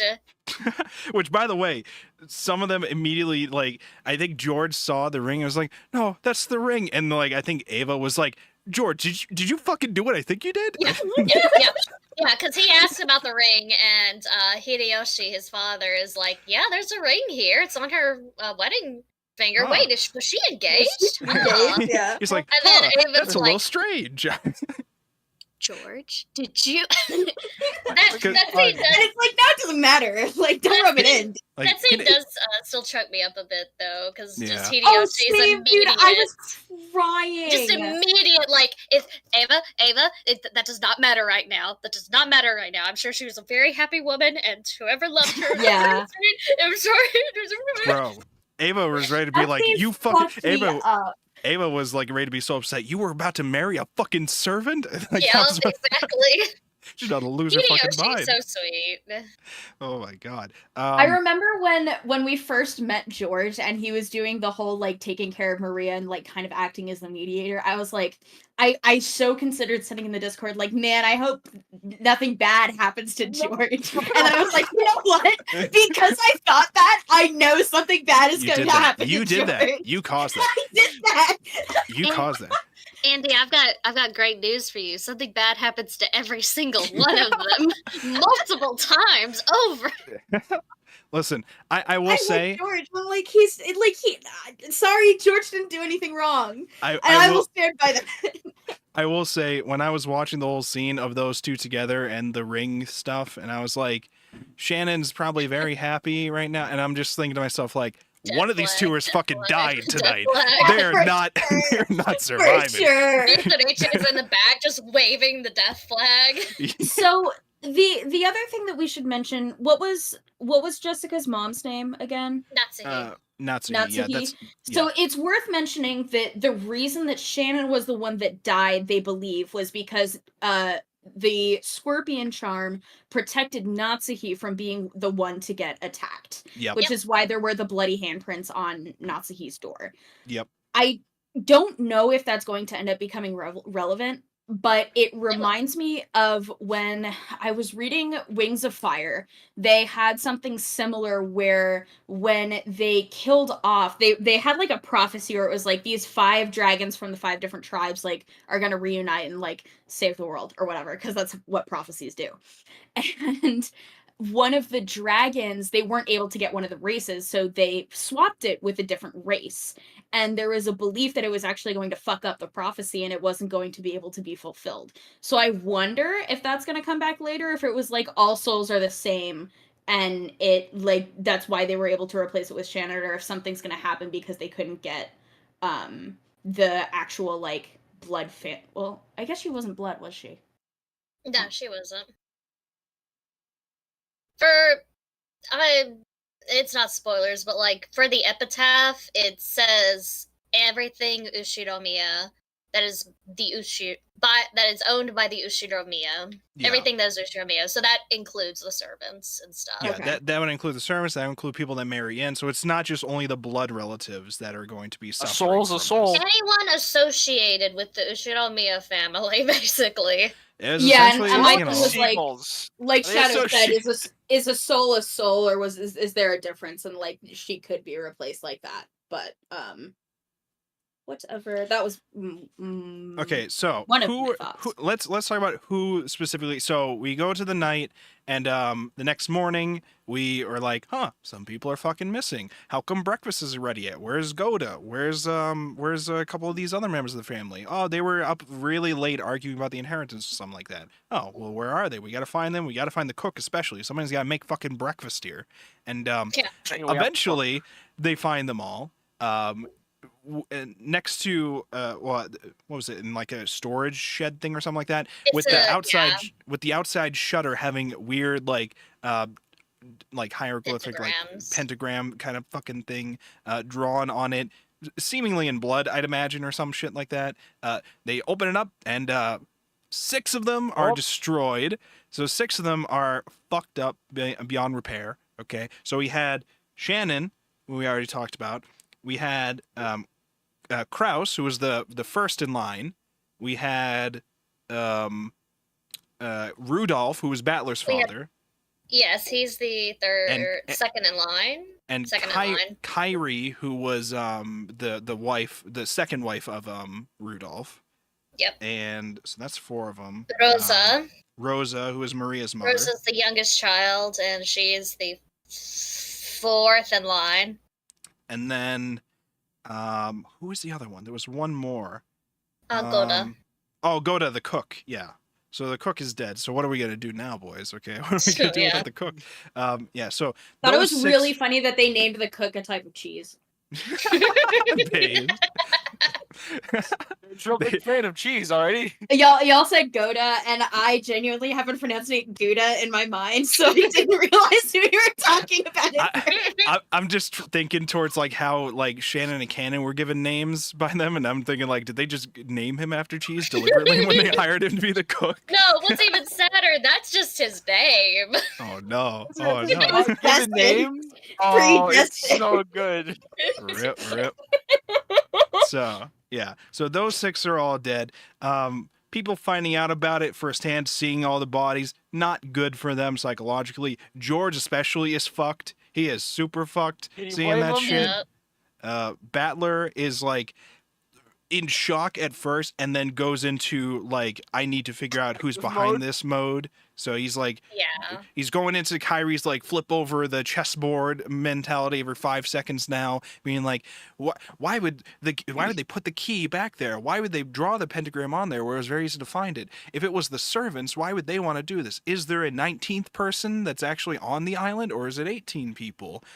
Is Beatrice a real thing, or like, is this all just a legend? Is the gold real? And if it is, like, what's the point in killing the certain people for it or whatever? A whole bunch of things that he's trying to go through in his head about this situation. Is everyone Beatrice? Who knows? Maybe. But meanwhile, we tell Maria your mom's dead, and she's just like, laughing about how they can't figure out the pentagram. She's like watching TV, laughing and being like, "Oh, you guys don't know this shit? It's easy as fuck. What are you talking about?" His mom is dead.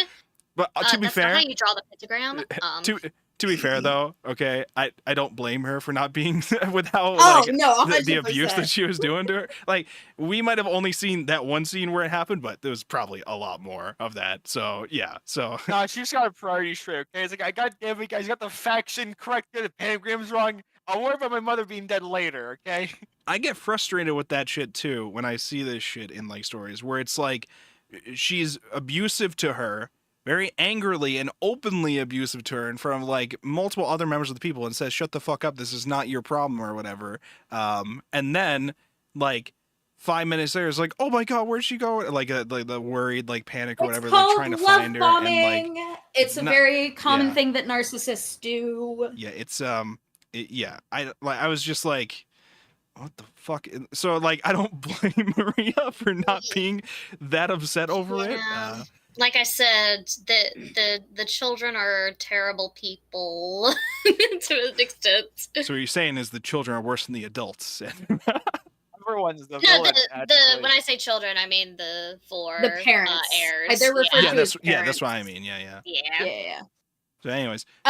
Yeah. So the like grandkids or whatever, right? That because I was trying to think like, how old is Battler? Because they refer to Battler as a kid too. He's 18. Okay. Yeah, they consider him a kid, even though he is 18. Jessica, I believe, is either 17 or 18. Yeah. Kanon is 16.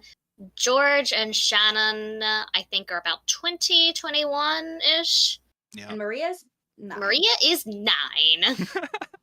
Going on 5. Ooh. Going on 5 and also like 1,000.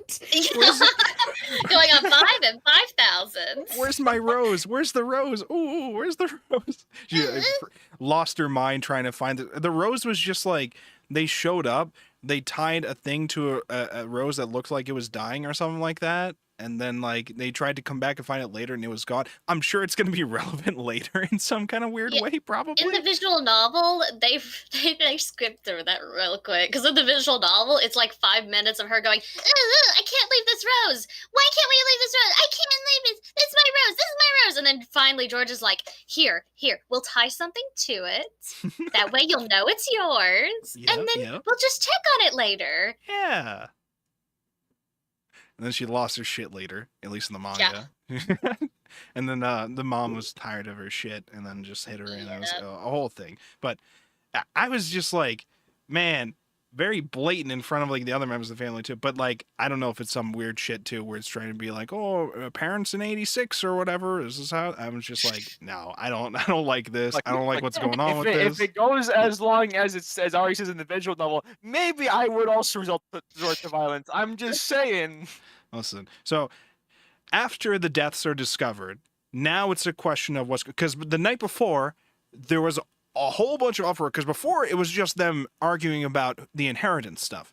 Then it was arguments about the letter from Beatrice, because now they're thinking all of them are getting screwed out of their money, and there's no point in even discussing it. And so they're like, is Beatrice just a scam that their father pulled up just to say fuck you to us or whatever? Is the letter from Beatrice just their father's way of inserting himself to the discussions about inheritance without actually being a part of here?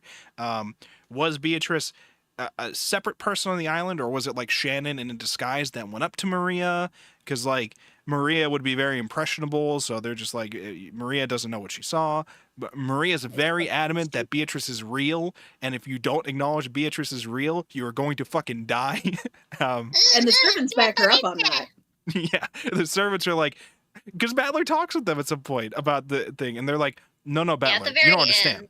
You don't understand, Battler. Beatrice is a real she doesn't have a physical body, but she is very much a real member of the family. She's the alchemist, and you just don't realize it yet. And it's like, oh, okay. If you say so, Genji, if you say so. Sometimes she shows up in the mansion as glowing butterflies. Okay, Genji, I believe you. Yeah. All right, Grandpa, time to go back to bed. Yeah, let's go. Grandpa, time to take your medicine. Yeah. and like Kinzo, the scenes we see of Kinzo, he sounds like he's like, ha, I've unleashed all this shit on my ungrateful fucking family. Fuck them. Literally. And he's like disappeared. As soon as they find the bodies, he's gone. So they can't even question him about any of that. And now some of them are assuming that he might have been involved with that too, or like something might have happened to him. Rose off getting some witch pussy. What? What? All right. I mean, is Nyan wrong though? And that's what Yeah, honestly no, what isn't I it? assumed is that he's like already been whisked off by Beatrice.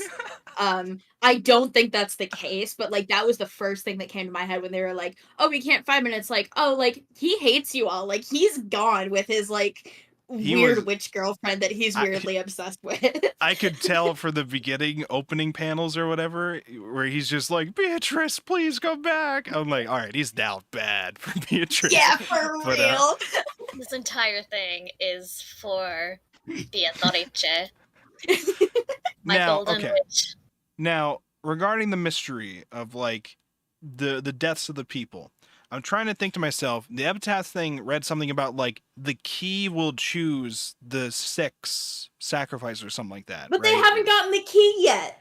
Well, that was where I was confused because the key that I had assumed. They don't know what the key is. Yeah, they don't know what the key means, but I had just remembered when the night came, Goda gave a set of keys to Shannon and said, go do your rounds on a thing or whatever. And I'm like, at first I thought, does Goda know something and he just gave her the keys to like fuck her over or something like that and get her killed? But then he died too. So now I don't know. Too. But Yeah. But I didn't know if something it. like those set of keys might have been involved with it, because immediately as she was doing the rounds, that's when supposedly she sees something or something happens to her, or like glowing butterflies or something like shit like that show Butterflies showed up. up around her. And then we just cut to, oh, Shannon's missing. What happened? Why is there blood outside my door? What the fuck? Where's the cook? What the fuck's They going on? recovered those keys either. The only key they recovered was the one for the like shed. the shed.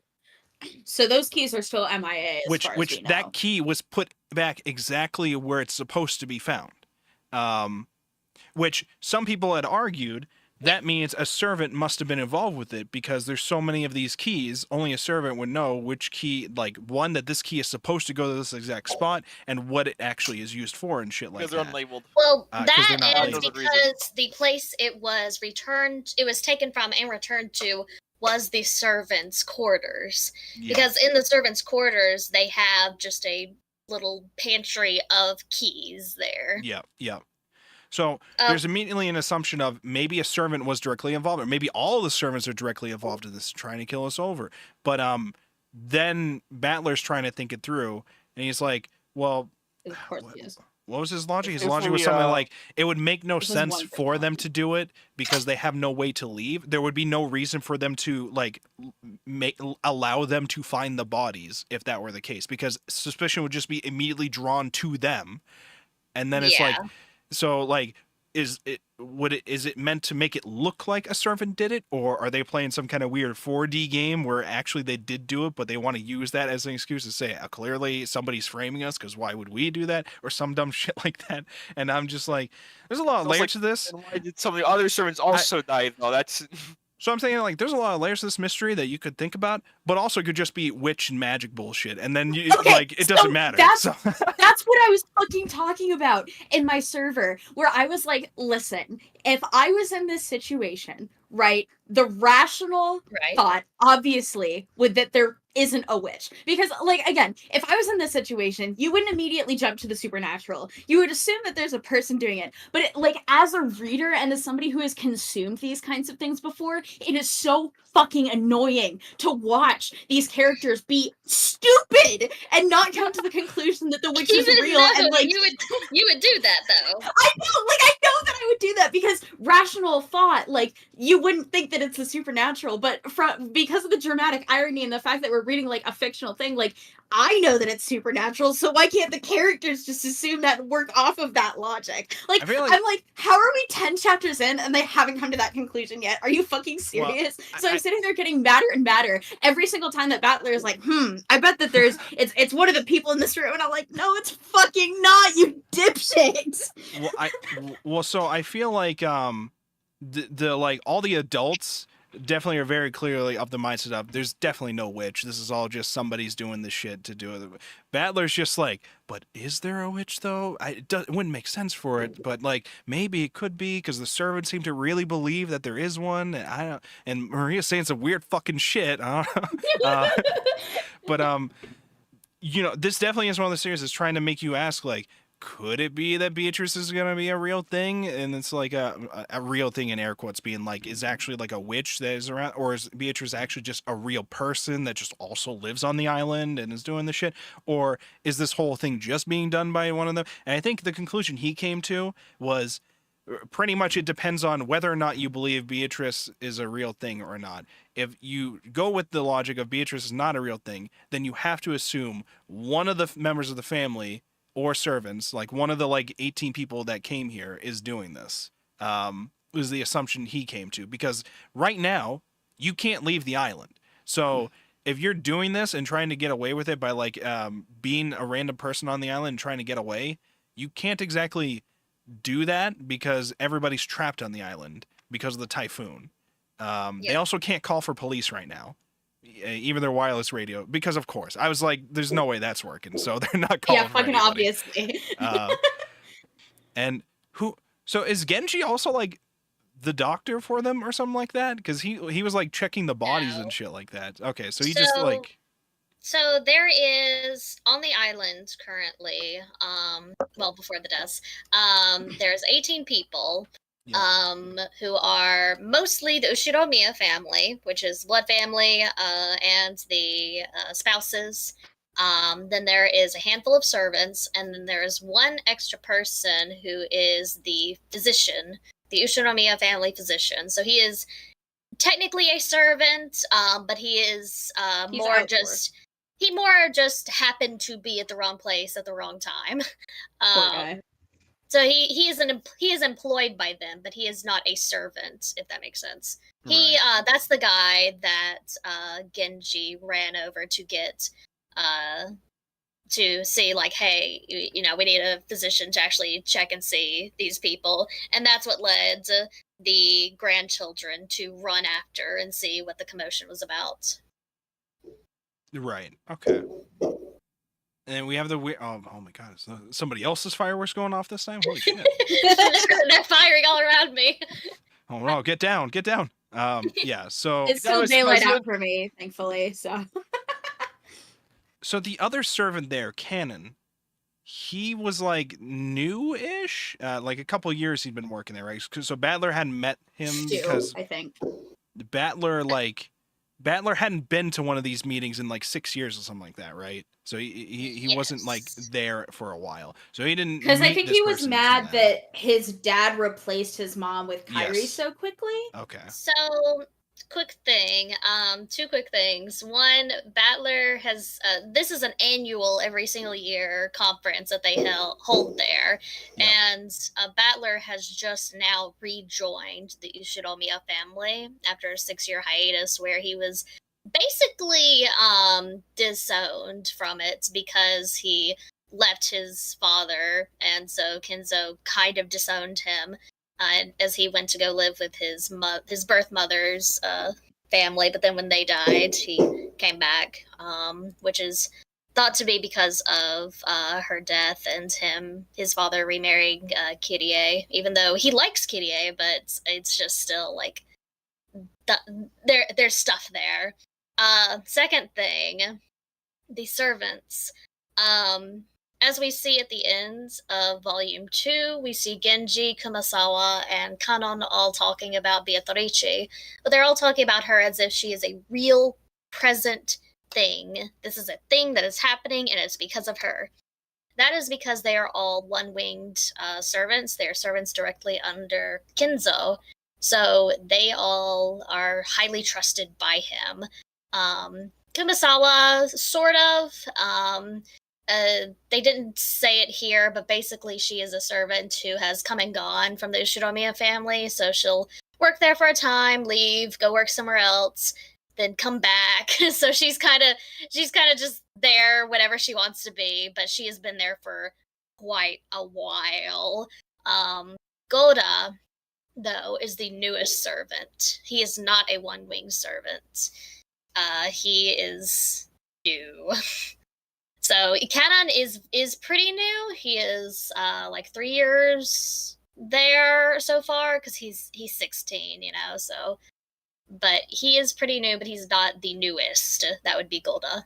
And he does not want to get close with the members of the family. He essentially, it sounds like he just wants to just be the servant role. Because, like, they try to invite him to hang out, and he's like, no, furniture should not get close to them. It only hurts later more when you realize you're a servant or some shit like that. That's what it seemed like to me. Maybe I was misunderstanding. God, dude, you don't have to be so dramatic about it. Yeah, that's what I was He's thinking. very much like, we are servants. I was like, bro, chill. Let's chill. You're like, what, Not that 16? deep. Come here.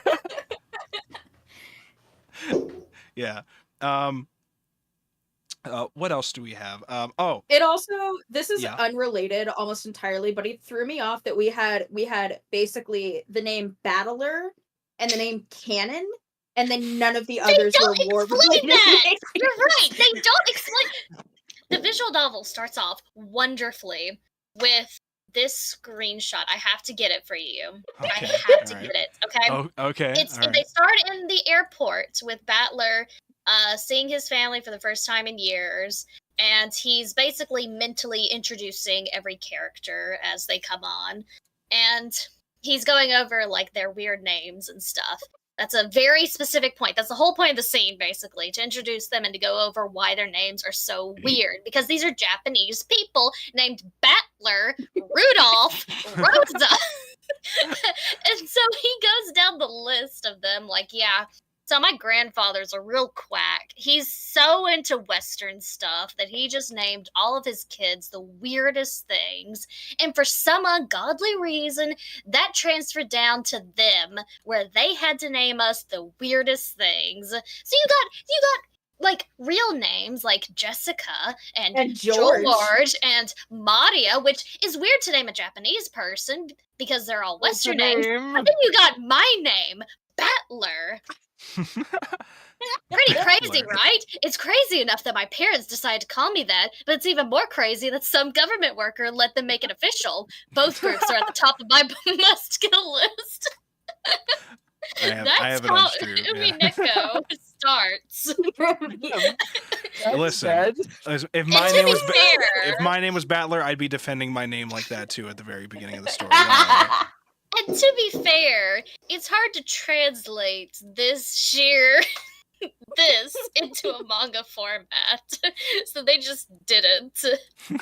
which is fair, but it's like It's the so further funny. we get, and when I think that it was like when it got Battler and when I got Cannon, I was like, oh, it's kind of weird that they're both like war themed, but like obviously that's not a running motif. And then I got Gouda, and I was like, okay, what the fuck is going on here? What are these names? It's just the funniest introduction. Both groups are at the top of my must-kill list. He's already halfway there. The parents are dead. We're good. Oh, so true. True. So he tells me the government official is going to show up at some point, okay? And you're going to die. And Now- his task will be Just like complete. they did in Summertime Rendering. Yeah. Now, Battler is not the only one who suddenly becomes like detective mode once this happens, or like I guess like high like thinking about the situation mode or whatever. I have to get revenge. Yeah. This is a recurring thing in the family. Well, so I mostly wanted to highlight Ava because Ava is now the next in line and is very much seems to be trying to take on like a head role in the investigation towards who to blame for this, which is probably not good. A little sus because it's like, you're the next in line and now you want to essentially like solve this or whatever for who's doing it, or like it sounds like she's trying to convince Battler in a certain way to think a certain way about who's to blame, because like was she the one who was blaming the servants, or like I think maybe she was more so just saying a person on the island had to do it, which means it's most likely the servants, and that's where Battler gets the idea of, but like it's too obvious that a servant would do it. it's more like somebody might be framing the servants. And Or might have Ava, paid them off to do it or something. that's right. I'm just like, Ava, you're now the next in line for all this wealth, and now you want to blame the servants. I don't know. That's a little weird. That's But kind of weird. I think it would have also have been weirder if because she was like second in line beforehand, right? So I think it would have been weirder if she was like fourth in line and like the 3 people ahead of her all seemingly died at the same night. It was like, I guess I'm in line now. It's like I think I would have been a little bit more suspicious of that. Because there's still a question of, is a witch doing it? Is Beatrice actually doing some shit? Is a person doing it? Or is a person doing it, but Beatrice is like possessing them to do it? Like weird things like that. But at the end of the day, there's also the idea of maybe a person is just recreating the events of the epitaph, and it has nothing to the murders itself are meant to make it look like that. But if that is the plan, I don't think it's working out well, because most of the people, the adults, still don't believe that that's a thing. I still am convinced half of the people there have not read nor give a fuck about the epitaph. I don't think any of them give a shit. They care. Yeah, because like most of them still don't even think the gold is a real thing. They don't think the gold. I think like Klaus and like a few others. Klaus knows the gold's a thing, but a few others suspect it might be a thing because they're like, how else did we get this wealth otherwise? But Fucking also, even the kids that did care about the epitaph have not mentioned it since the 6 people died. None of them have. yeah, It has not been mentioned. The fact that that line said that the key will choose the 6 people has not been mentioned since the 6 people died. Like, what? Are you not Battler? You're supposed to be connecting the dots. Have you just like forgot that vital piece of information? Are you fucking stupid? This isn't real. I swear. This is how I've been reacting to like the last 3 chapters. Is I've just been getting progressively more and more pissed at how like short-sighted everybody is. It's making me so mad. rich people, I don't know what to say. They just... So there is another crime scene that they found briefly, which is the dining room, which is where I think like half of the people that were killed were like arguing into the night or some shit like that. Yeah. A couple of them left at like around midnight because they were like, this is too tiring, and they're just going to keep going all night about like the inheritance and whether or not Beatrice is a thing they need to be worried about or some shit like that. And so we're just going to bed. And seemingly the rest of the people there just ended up fucking getting killed. But there is the question of whoever did this, if it was like physical people who did this and not like weird witch magic or whatever, if those people were all grouped together, then it must have been a group effort that probably killed them. Because otherwise they wouldn't be a bloody mess there or whatever. Because like, you could do some weird shit like you knock them out and then kill them somewhere else or whatever, but then there wouldn't be blood in the dining room. Unless it's staged. And also there would be, I think the other thing they might have mentioned was that there would have been like very evident dragging tracks. Yep. Yeah. Also, just the amount of time it takes to do all this. Now, we have another important thing as well. Rudolph seemingly had a feeling he was going to die ahead of time. Would have been nice, I thought, if he had tried to warn Kyrie too. If he might have known at all that Kyrie might have died, but no. I mean, she was there when he said it. Yeah, I guess. I would have more so wanted to warn Kyrie if I knew Kyrie was also potentially going to die. But I don't know exactly what the details for like why he thought he was going to die, because I don't remember. Just, like, feel like that. You just sometimes you just feel like you're gonna die. You just feel like it. Genuinely, yeah. Like sometimes have you felt like you were gonna get murdered before? What is this? Yes. I actually, you're still alive, so it must have been wrong. This is not me trauma dumping. This is me providing an example. But the night before I found out that my dad passed away, I was actually like violently sick. So obviously it's possible that there is an explanation for it, but there is possibly also just the component that like, oh, he had a feeling that he was gonna die, because sometimes people genuinely have that kind of like premonition stuff. I'm just watching. Maybe, I don't know, but I was just like watching like Rudolph enter the room, be all moody about it, be like, I think tonight, I'm gonna die. Battler's like, what the fuck are you talking about, Dad? And he's like half like concerned for why he would think that, but also I think he was just like, nah, Dad's just being a little weird. I don't know what's going on with that. He's being a little silly goofy.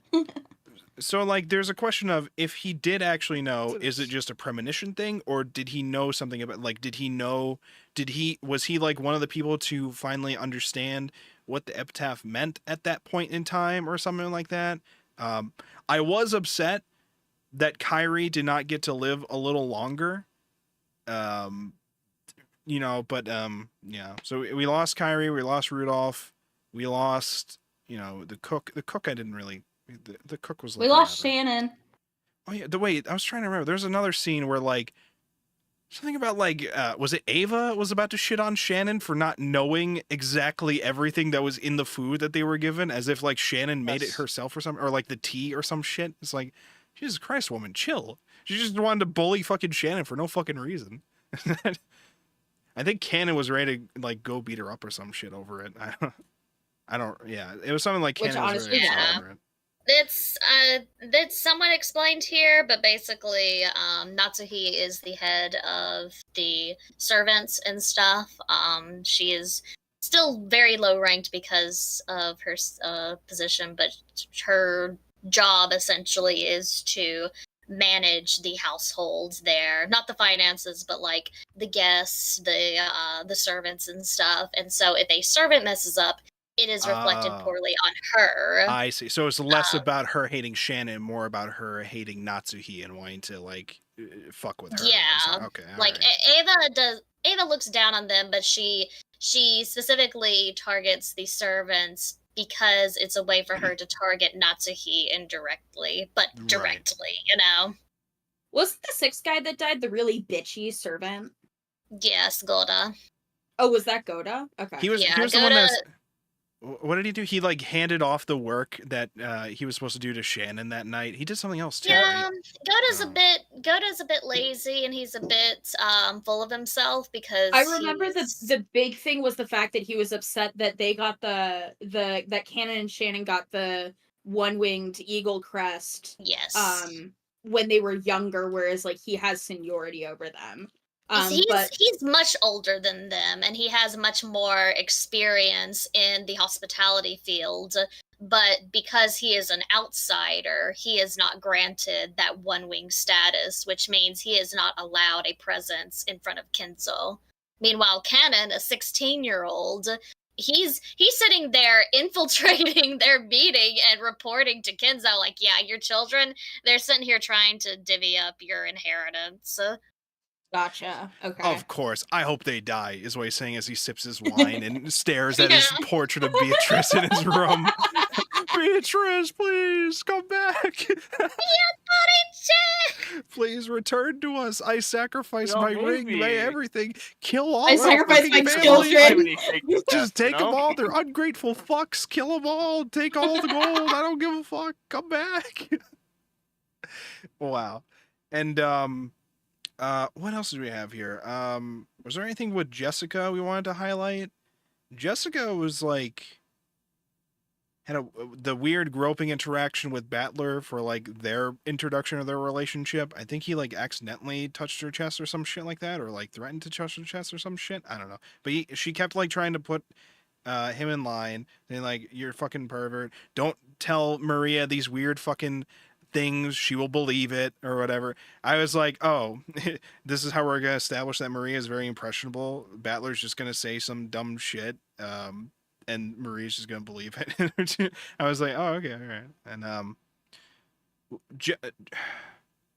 feel like Jessica had another important scene that I wanted to highlight, and I can't remember. Well, there was the scene where she gave the scorpion charm to her mom. Oh, yes, yeah, because she wanted to like give a gift, and the mother was like, I'm gonna give her this spirit mirror as like a gift back or something like that.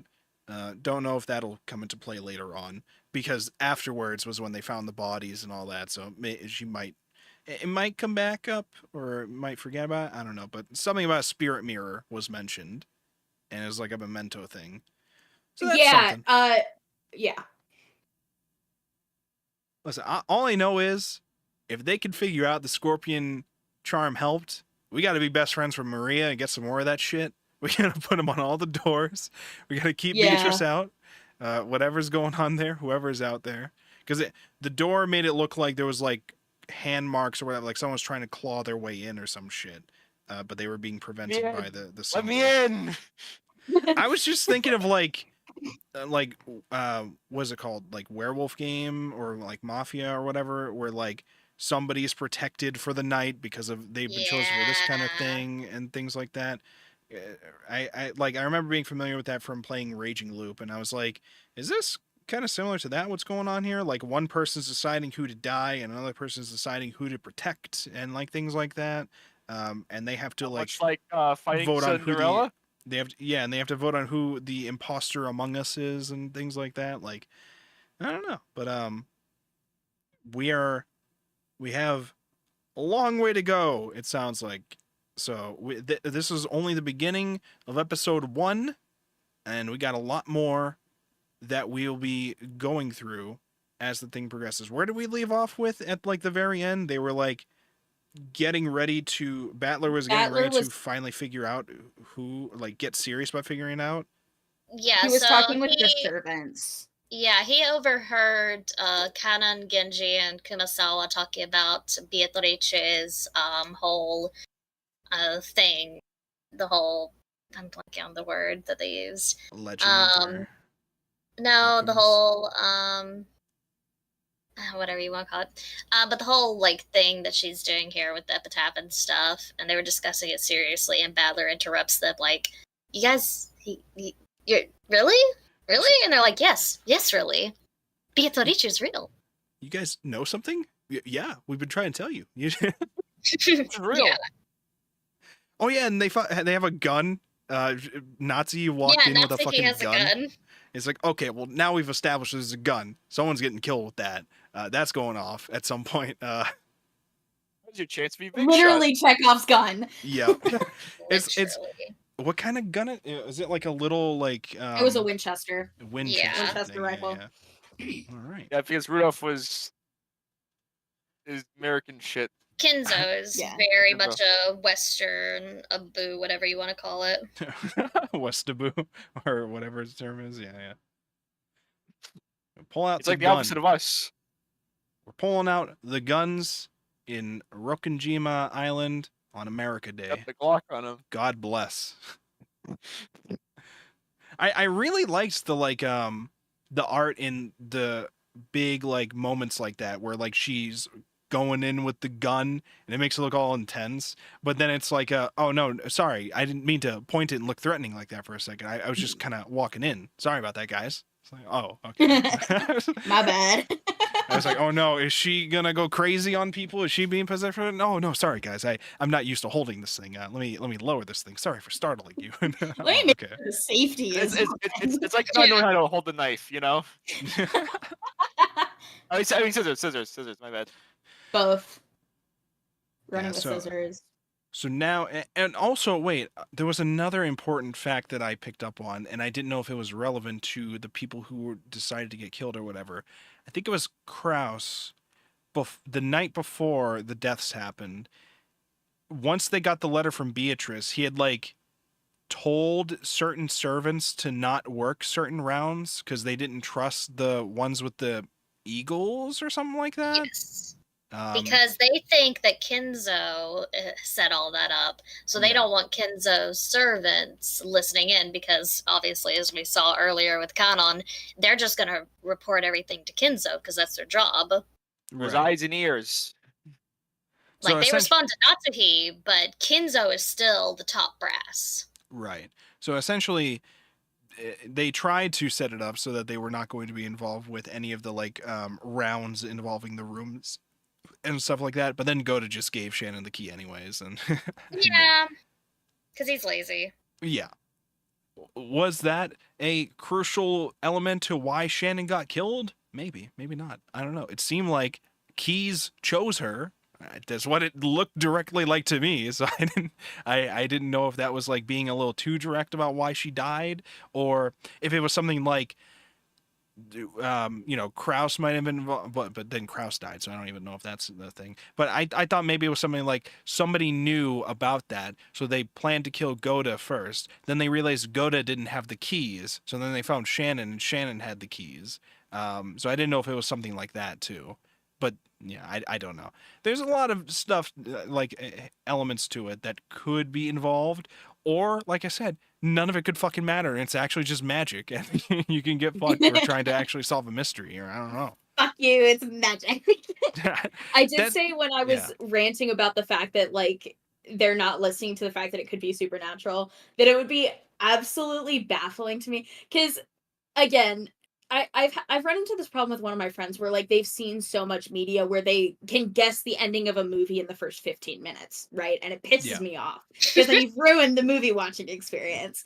But I feel that way a little bit with this just because it feels like the obvious answer is the witch. So I was saying like if in an insane turn of events it turned out at the end that there actually wasn't a witch and the author was bullshitting us this entire time, I would commend the author for that, because that would be an absolutely insane pull that I would have not seen coming. But part of the movie watching experience is it being ruined. It was actually just old man Kinzo just cosplaying as Beatrice the whole time, and oh, he was that. That's his drag queen alternate persona. Yeah, Chio.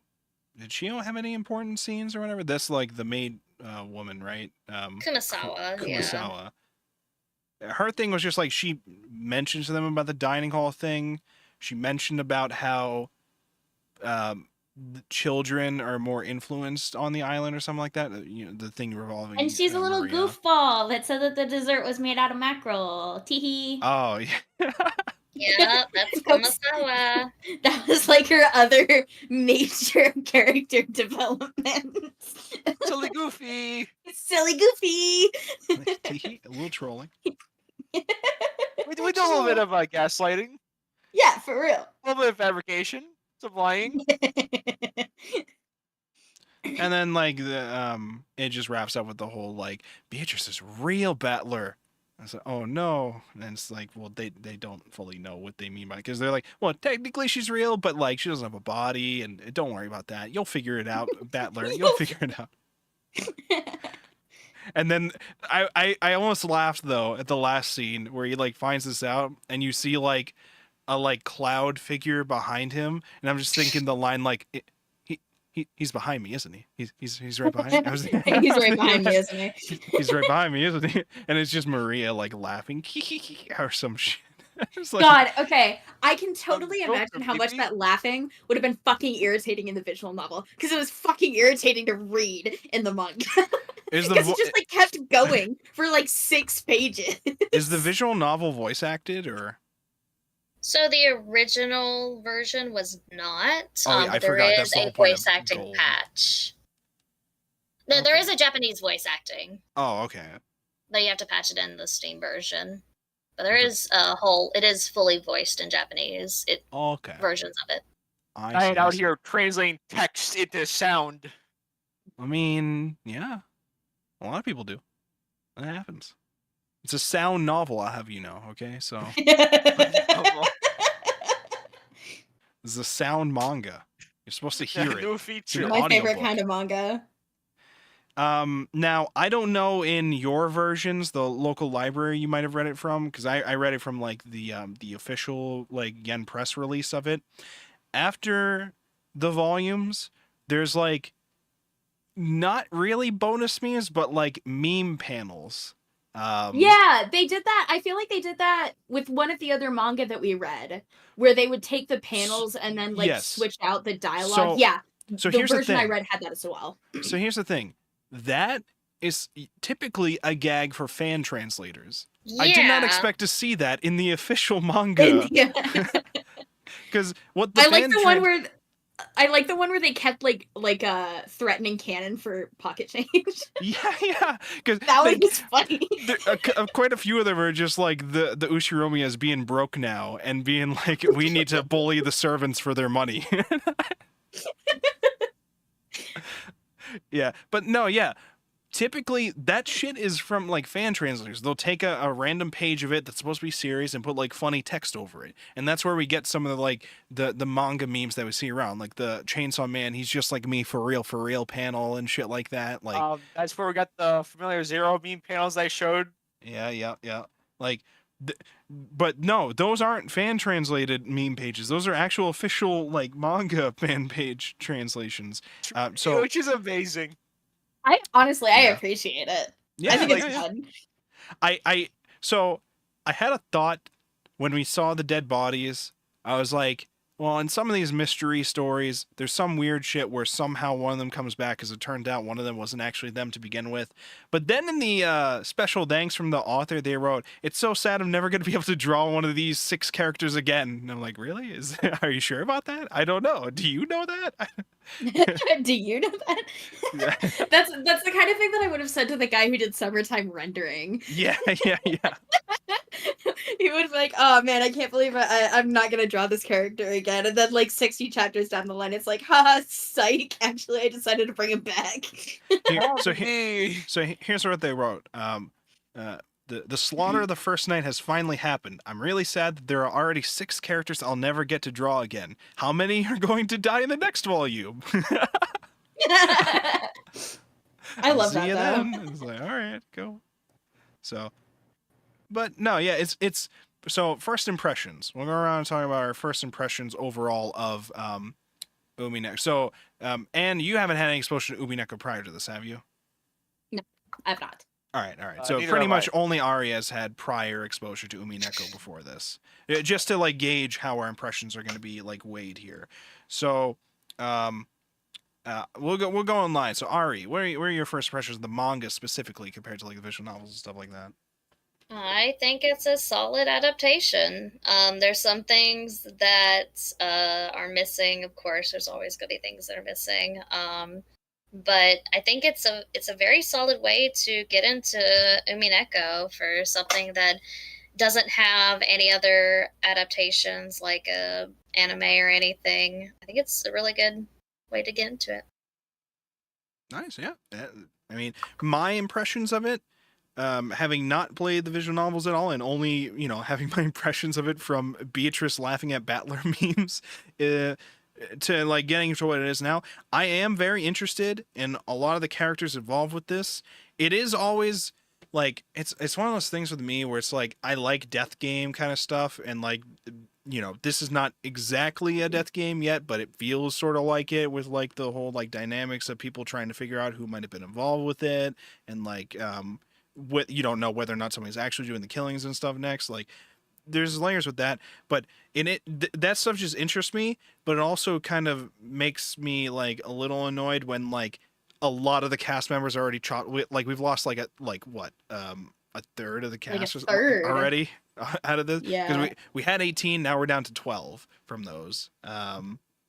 So those are wiped out, and 18 with an asterisk.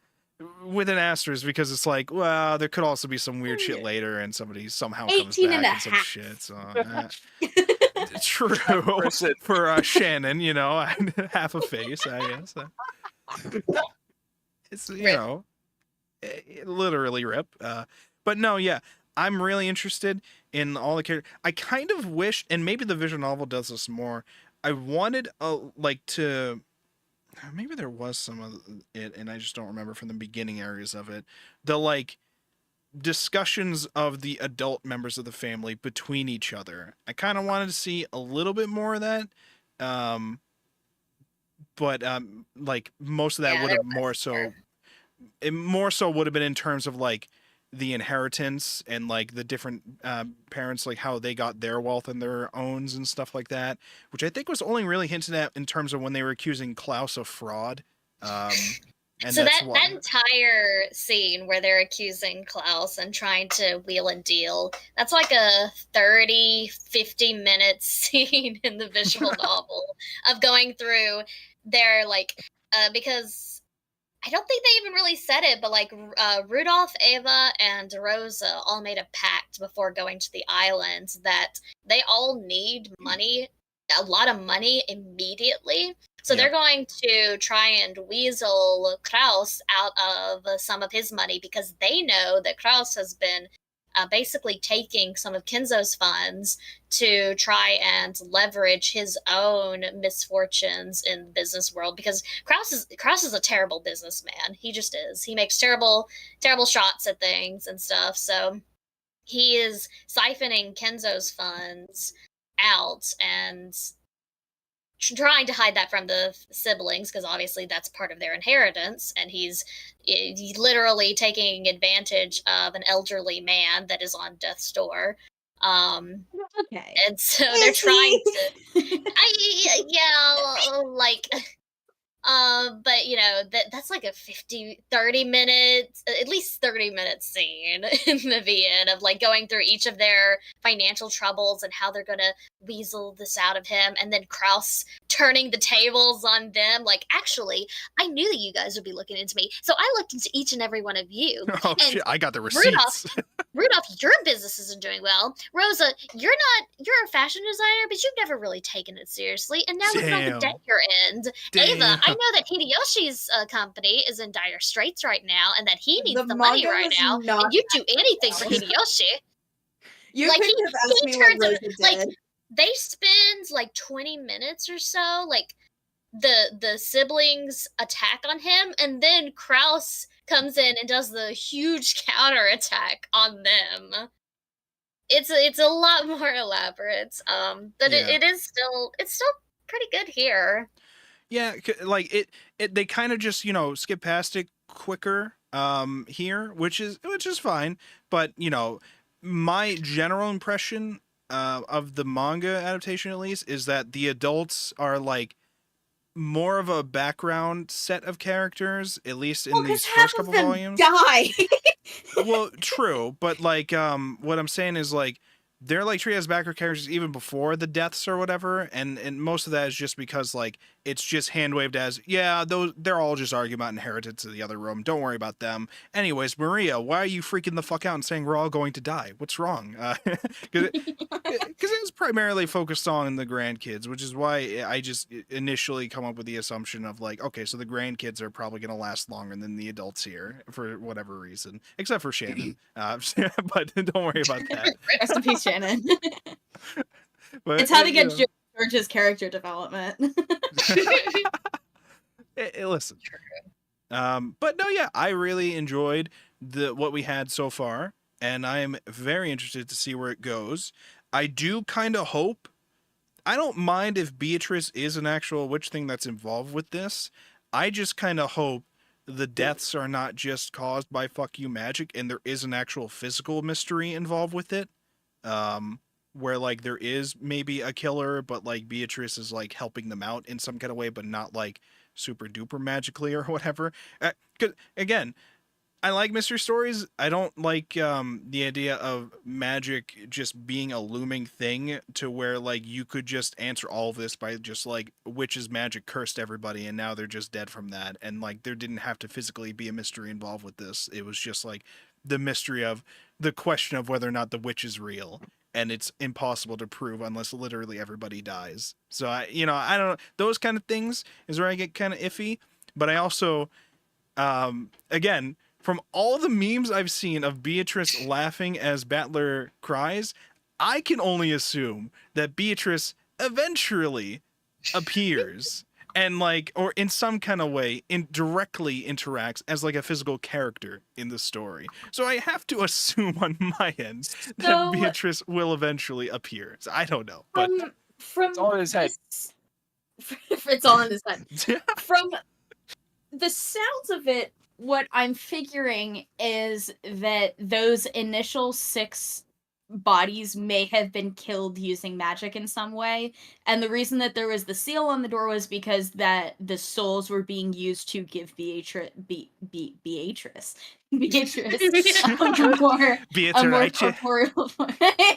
a more physical form, because of what Maria said about the particular sigil that they used. But I do not know. That is just my theory. A game theory. I was just wondering if like one of these characters is just gonna physically turn into Beatrice. I was like, is Maria just physically going to change to not be Maria and also be Beatrice?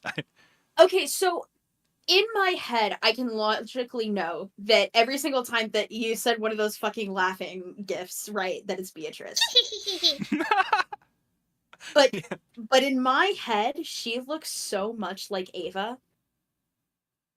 I think it might be just like the hairstyle and the way that they smile. Like they both seem to have that like sly smile and personality. But like every single time I see Ava, I'm like, that's Beatrice. Like in my head, that's the first thing I think of. In terms of the manga art, I definitely agree. I don't know how Ava looks in the visual novel, but I think I was thinking similar things when I saw Ava. Yeah. In the manga. I'll grab her sprites. Let's see her. Okay, so in the meantime, Nyan, what were your impressions of the manga?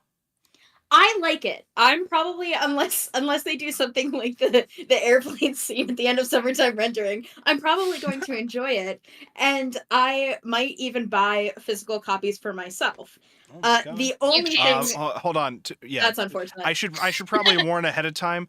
There is an English omnibus release that you can get.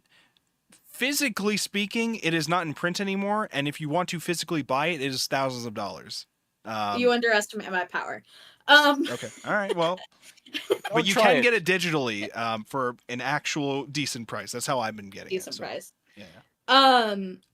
I'm invested. Other than what I was mentioning about the fact that how stupid all of the characters are being is really pissing me off, but I feel like that's like average, like responding to a supernatural horror film. Like you tell a character to not go in the doorway, and they're gonna go in the doorway, kind of thing. But I'm excited to see where it goes. And all right, and Shadow, how about you? Enjoyed it so far. I'm intrigued. It's caught my attention. Oh wait, we got okay. So these are the sprites. These are specifically not the original sprites. Yeah, these are the PS3 sprites. Okay. I'll show this. That helps differentiate differentiate to a ton of things. That helps differentiate, especially with like the hair color. So this is from left to right. I'm assuming this is Rudolph, Klaus, Ava, right? Is this who these are? Okay. Klaus. Okay. Yes. Yeah, and I'm also pulling up the one sprite that you posted earlier that was comparing the two different sprites, the original sprites versus the remake sprites, specifically. There's a few different sets of sprites, but these are the two that are generally accepted as good. I remember the original sprites and the PS3 ones. I remember you were rambling about one of the sprite upgrades being being shit specifically because it no longer shows a ring that Beatrice is wearing. No, that's just one reason. Hold up. Don't make me sound insane. I can do that on my own, thank you. No, but I actually understand it, though. Like, because you were saying the ring was actually had a huge significance or whatever. So it's like, yeah. But I just remembered you rambling about that. You were rambling about other things about it, but I remember specifically you were being upset about the ring not being in there because of, like, an important reason for the ring being on the sprite, which I can understand. It's not me shitting on you, calling you crazy, but you are crazy. But, you know, that's a different discussion. For different reasons. Crazy. I mean, it's not a spoiler because it's Kinzo's ring. He tosses it. We see him toss it out the window. And so that's what her sprite has, is his ring on it. That's how she sends the letter and stuff.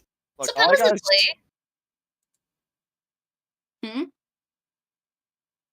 Is it? What? Okay, I'm gonna have to find it somewhere. Nathaniel in the chat said, "Man, those old sprites are wow. The new ones are a leap forward." Yes, they're perfect. They're perfect, aren't they? They're wonderful. The old sprites are perfection. You can't count the amount of fingers on them. They're perfect. What was that one meme video? It was somebody shooting on the Higurashi old art sprites, and it's one of them being on. sometimes on the internet people are really mean. Okay, they maybe our Ryukishi's old art style, or like there's some weird thing, might be a little different acquired taste or whatever. But there's no need to be so cruel. But if they are, here's what you do: 192.167 22 Negro Lane. Oh shit! Oh fuck! That was a good meme. I think about those old Higurashi sprites a lot. I don't know why. I remember in my my like you sent them over. I'm curious now. I've sent them. It's the sprites. One of the videos I have on my channel somewhere, the Wolf Clips video or whatever, which is just a collection of like Twitch stream clips from like years ago. One of them was when I tried playing Higurashi on stream for a little bit, and it had the button to change from the new sprites to the old sprites, and it's just me going, "Oh my god, let's not do that." Here we go. I got several sprite memes. Y'all ready for this? There we go. Boy.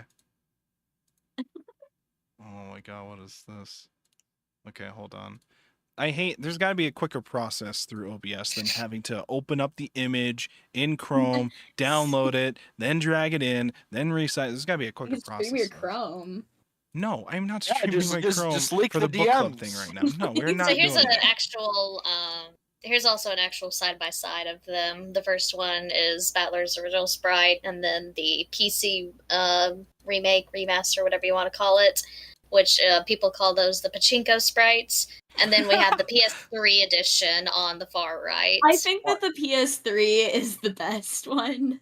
Yeah, that is the recommended one, unless you just want to play with the original sprites. There's entire patches because the PS3 version is not available on Steam for some reason. It's just the first two sprites you see here. But the PS3 one also has entire CGs in that style as well, and there's there's patches that you can do for the Steam edition to put that art in there, as well as the CGs and other effects. That being said, I honestly think I like Battler's hair in the manga the most. Okay. At least from this artist. We'll be seeing different art styles when we go to different episodes, too. Yeah. This artist on the cover, that's the background of the stream right now. I like that hair that they did for Kei him. Natsumi. Kei Natsumi's doing Battler's hair justice. I think they were doing the hair on like most of the characters justice. I think that they were like killing it on that shit. I thought it was really good. I gotta ask though, why is it called pachinko sprites? Well, do you know what a pachinko machine is? Yes.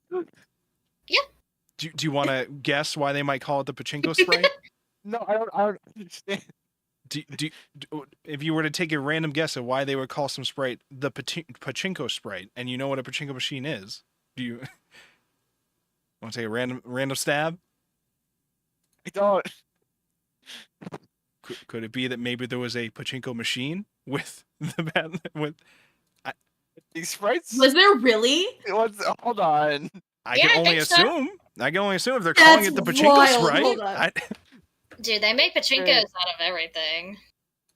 They have pachinkos for like Joestar and like JoJo and shit like that. They do what? I imagine there's no way they don't. Okay, you know what? Yeah, I believe it, honestly. Okay. It's just not something that I think about very often. Yeah, you don't think about that unless you like actually know for sure. I want to see the Umineko pachinko machine. Yeah, see, Nate in the chat said I've seen the machines for JoJo, so I'm not crazy. Okay. That just seems like so weird. Sorry, I go out of my way looking at the themes for pachinko machines. Okay. All right, so we went through. We talked about our impressions of Umineko, the first 2 volumes of Episode 1. Legend of the Golden Witch. We've learned a little bit about the legend, and we're going to be learning more about the legend of the Golden Witch for next week. We're going to be reading we're going to be reading the remainder of the first episode. So I think there's like 23 chapters in total for the first episode. We read up to 10. So the next set is we're going to be reading chapters like 10 to 11 to 23. and then we'll be done with episode 1. So, and I think some of the chapters towards the end are supposed to be like bonus chapters or something like that, which is why some of the chapters It's unevenly spread. Yeah, that and some of the chapters seem like they were like not listed with numbers. They seemed like they were like mystery chapter things or like like it seemed like it was like a weird hinted at like there's extra shit here in like the table of contents. But were they we'll called figure it out. tips? Maybe. I don't remember. But we'll figure that out when we read them for next time. We'll cross that bridge when we get there. Oh, also, hold on, real quick before we wrap this up. Rokinjima Island, is there some significance to the name or Yes. Okay. Is there significance we'll learn about later, or is this like lore Yes. that? Okay. Hopefully, if the manga puts it in there. Well, if If it not, doesn't, well, you'll let us know. Yeah. Okay. Well, We will be able to guide in this confusing land. if you are listening to these streams and you are interested in either following along and or joining in the discussion in the future, you can do so. We're planning to read the first 4 episodes. There are 8 episodes in total for the manga. So we're planning to read at least the first 4, which is about 20 volumes. Some weeks it'll be 1 to 2 volumes, or some weeks it'll be 2 volumes. Other weeks it'll technically be like 2.5 volumes, but it's really going across like the 3 Japanese volumes or some shit like that. It's a weird thing. We're just going by the chapter numbers, which I've all laid out in the book club schedule that I've made a graphic for. If I can find a copy of it on my desktop, Nate, I'll flash it. send that copy over to my server as well for you. It is over in the Discord, discord.wolfborg.com. It will also be on my Twitter, twitter.wolfborg.com. And I will also flash it on screen right now if I can find the folder that I called Umineko stuff, wherever the fuck I put that. Here we go. This is, oh my god, it's too big. Here we go. So this is essentially the schedule that we're going to be working with here in terms of what chapter numbers. Keep in mind, those chapter numbers correspond to each episode. So, and the volume numbers correspond to, I listed like 2 things. The top thing in gray is technically how they're listed in the English omnibus release. So technically what we read, which was volumes 1 and 2, in the English was only labeled volume 1. But that's because it's an omnibus. So if you're reading that version, it's going to be an omnibus thing. And so you would just read like we're essentially just reading 1 volume of each omnibus for each of these discussions.